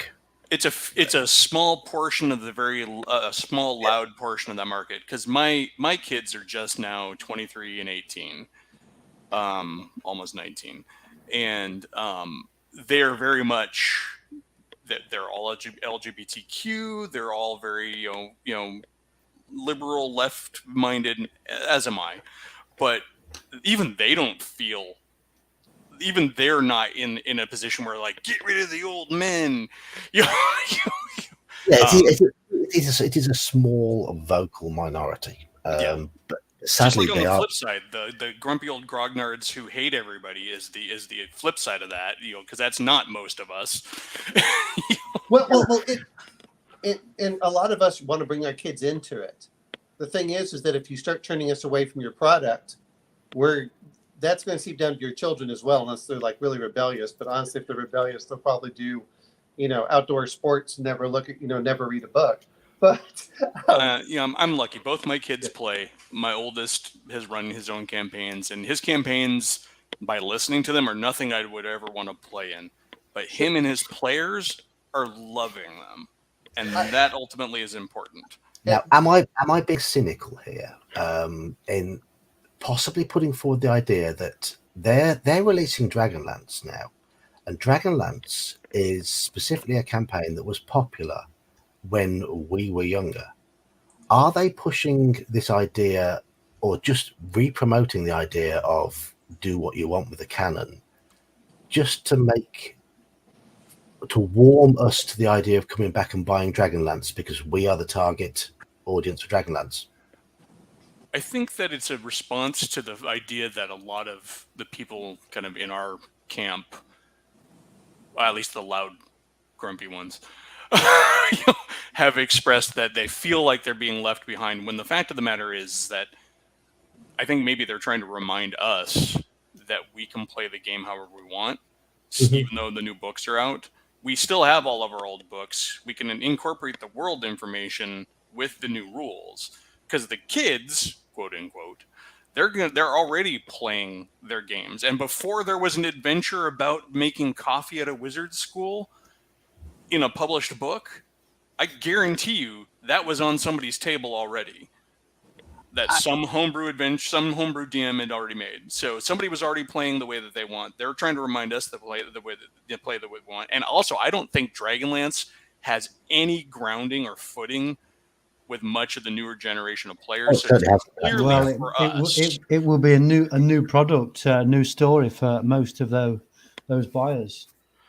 Well, it unlike a lot of the other products, though, I don't think it carries much of the interest factor. Like Ravenloft was vampires. Well, vampires and stuff have always been cool, right? You know, your goth emo kids, pointing fingers at the new generation, right? And Wild Beyond the Witchlight, it's all fairies and weirdness and stuff, and that's what the new hip kids who don't yell at clouds like to play. And even like Tomb of Annihilation, which may be one of the more old school campaigns they've done, it had dinosaur races and everything else in it. Just thinking about the small minority group, the funny thing is, if I actually go find players, they're nothing like that at all. And actually, when you talk about your experience, I guess it just depends on where you live. I mean, you live in Texas and you live in the West Coast. Well, I live in Missouri now, but I used to live in Washington. That's like all of 1 month old. Okay, so I mean, but I never got that feeling. They were happy to get any players, and unfortunately, and I'm going to say this: if you're 60 years old and you still haven't learned basic social skills, which is the ones that I said, you're just not going to play at my game anyway. At least it's some kid who's, oddly enough, if you're in your 20s and you've learned some basic, you haven't learned those, I'll talk to you. By the time you're 60, you've already been talked to and you just refuse to change. No. I mean, I'll freely admit I grew up in the Northwest, so that's a very weird bubble in terms of American, subculture. Back up there, we were, my friends and I, we were a mixed group. Even back when we were 8 and 10 in the 70s and 80s, right? We were still a mixed group ethnically. We were a mixed group, income-wise. None of us had any problem with girls playing. We just couldn't find any. We just didn't know. I remember when I was a little kid, like 7 years old, and Star Wars was brand new, right? The only kid on the block I could find who was as big of a Star Wars nerd as I was the girl down the street who had more action figures than me.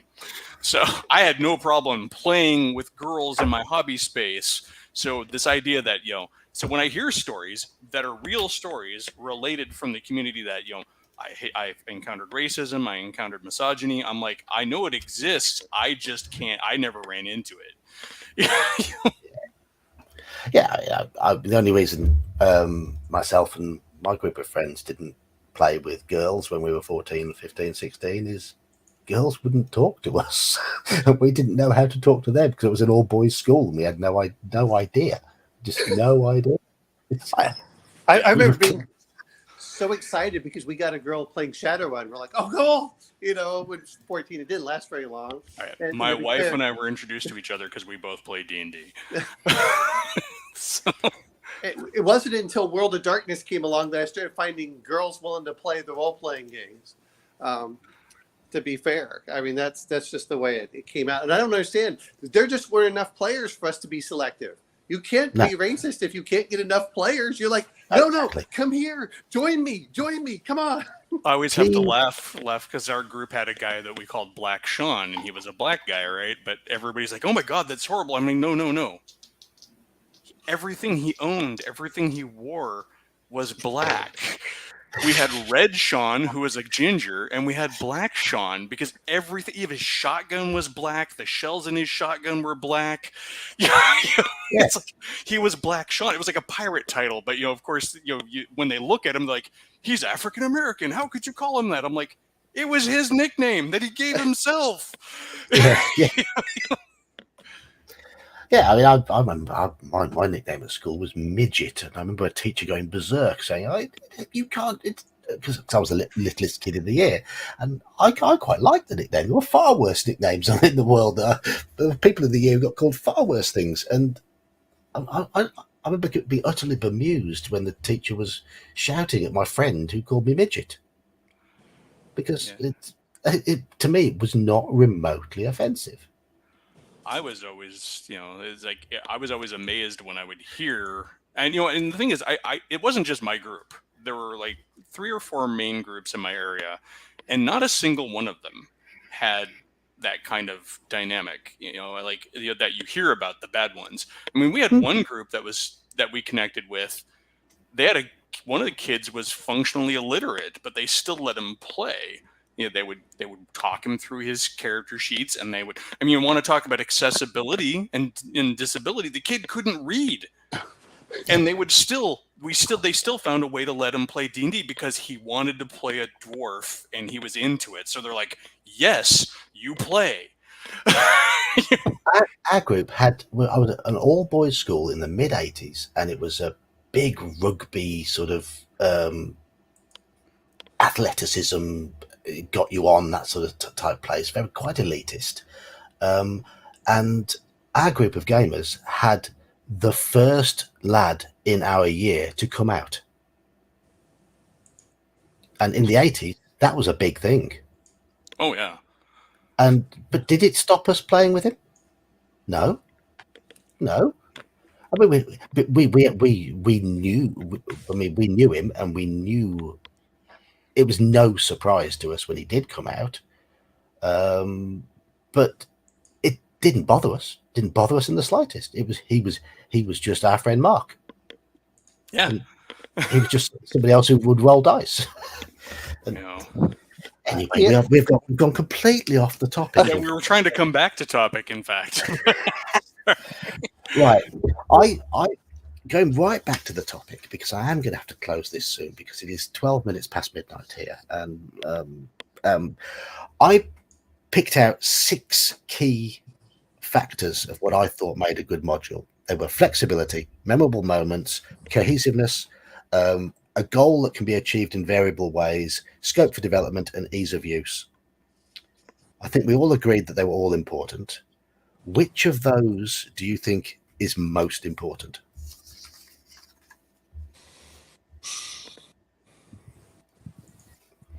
Here's a hard question. Well, and I'm going to bring a little bit, which is a little bit different, which is it has to be entertaining to read, which is the biggest thing. Because if I don't just excluded all of them. Let's be honest. If I, as a DM, don't like reading the module and Yeah. I don't enjoy it, it gets tossed. I mean, that's the number one thing. Is even if I don't run it, I have to. To me, it's just like a book. Great. Even boring books sometimes have value in them. I'm like, okay, but if it doesn't get my, and I know she didn't have as much in there, but to me, the theme and it doesn't have good ideas. Am I entertained by it? Does it have me keep on thinking about it as a DM?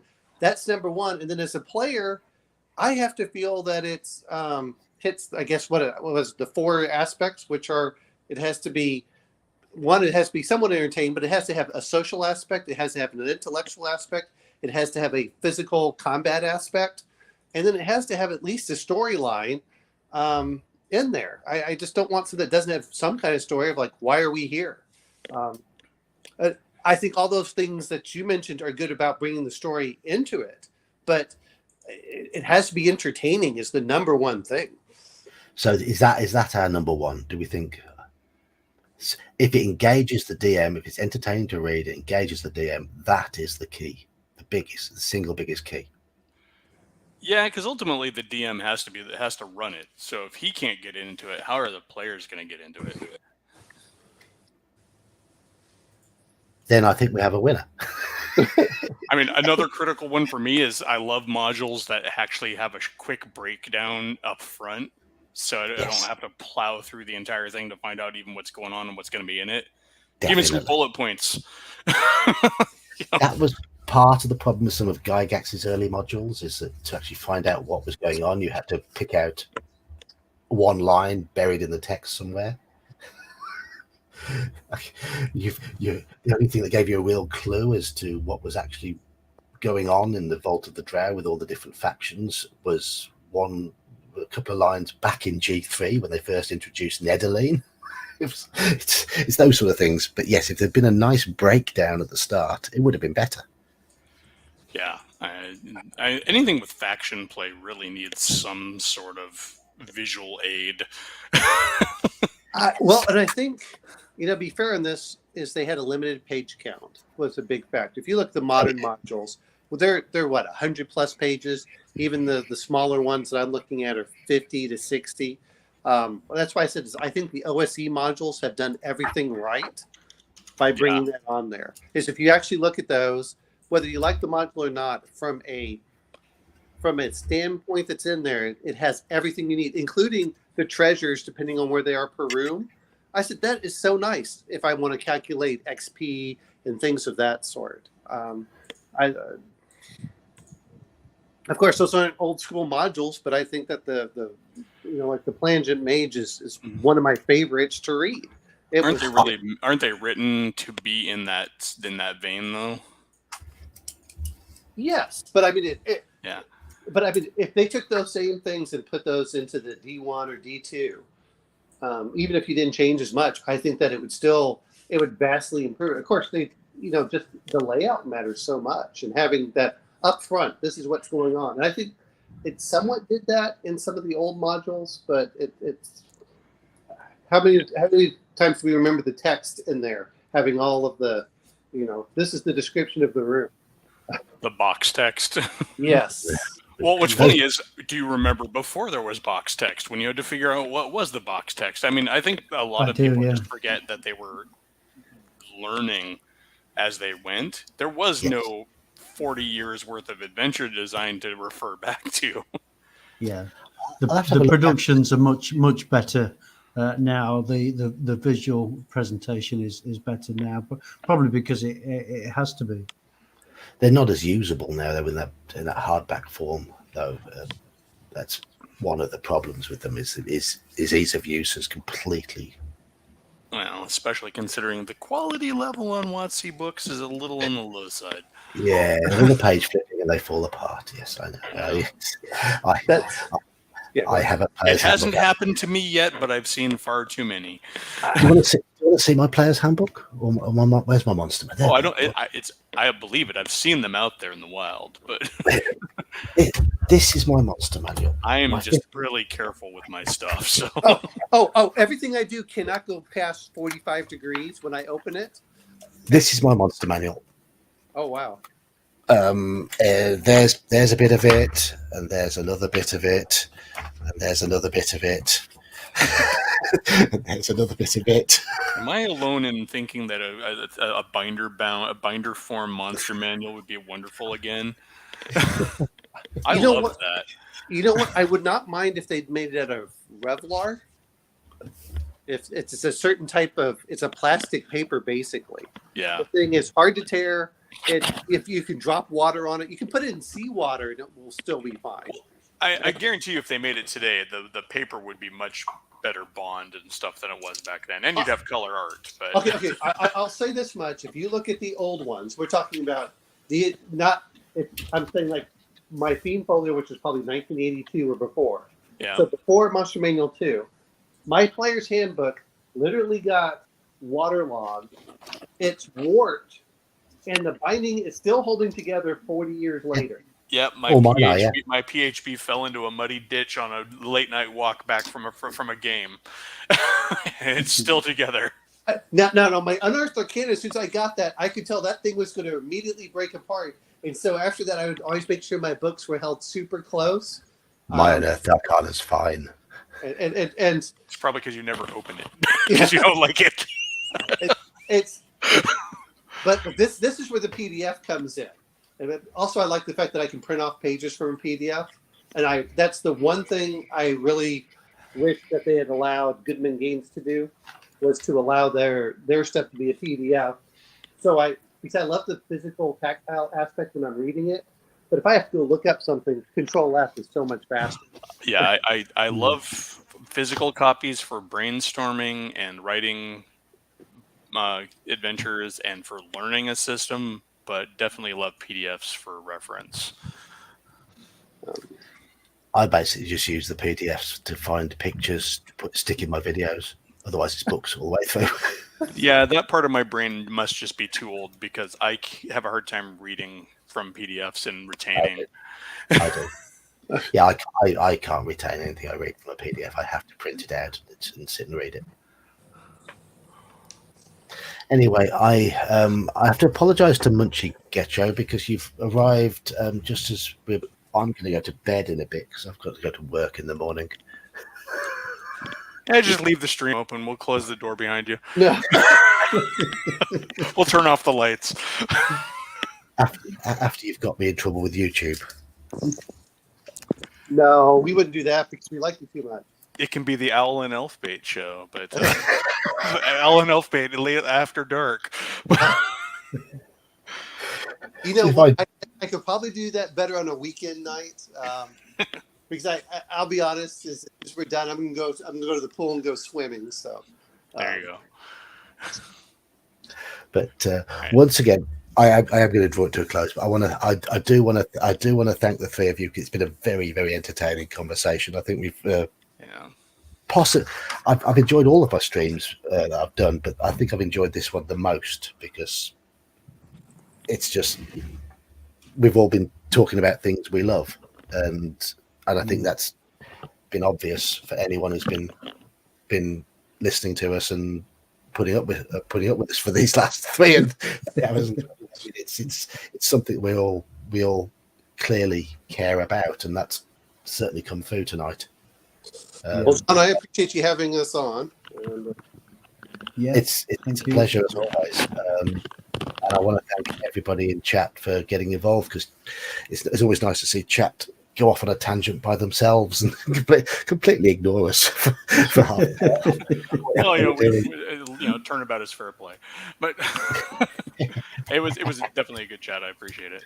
It's been fantastic tonight. Thank you all, and I just want to say best of luck to Adam's girlfriend again. yeah, definitely. yeah. It's going to be it's obviously a tough time for him, and chin up and good luck. Fingers crossed. Have a good night, folks. Yeah. Thank you all. Thank you all again. Good night all. Night. Thank you.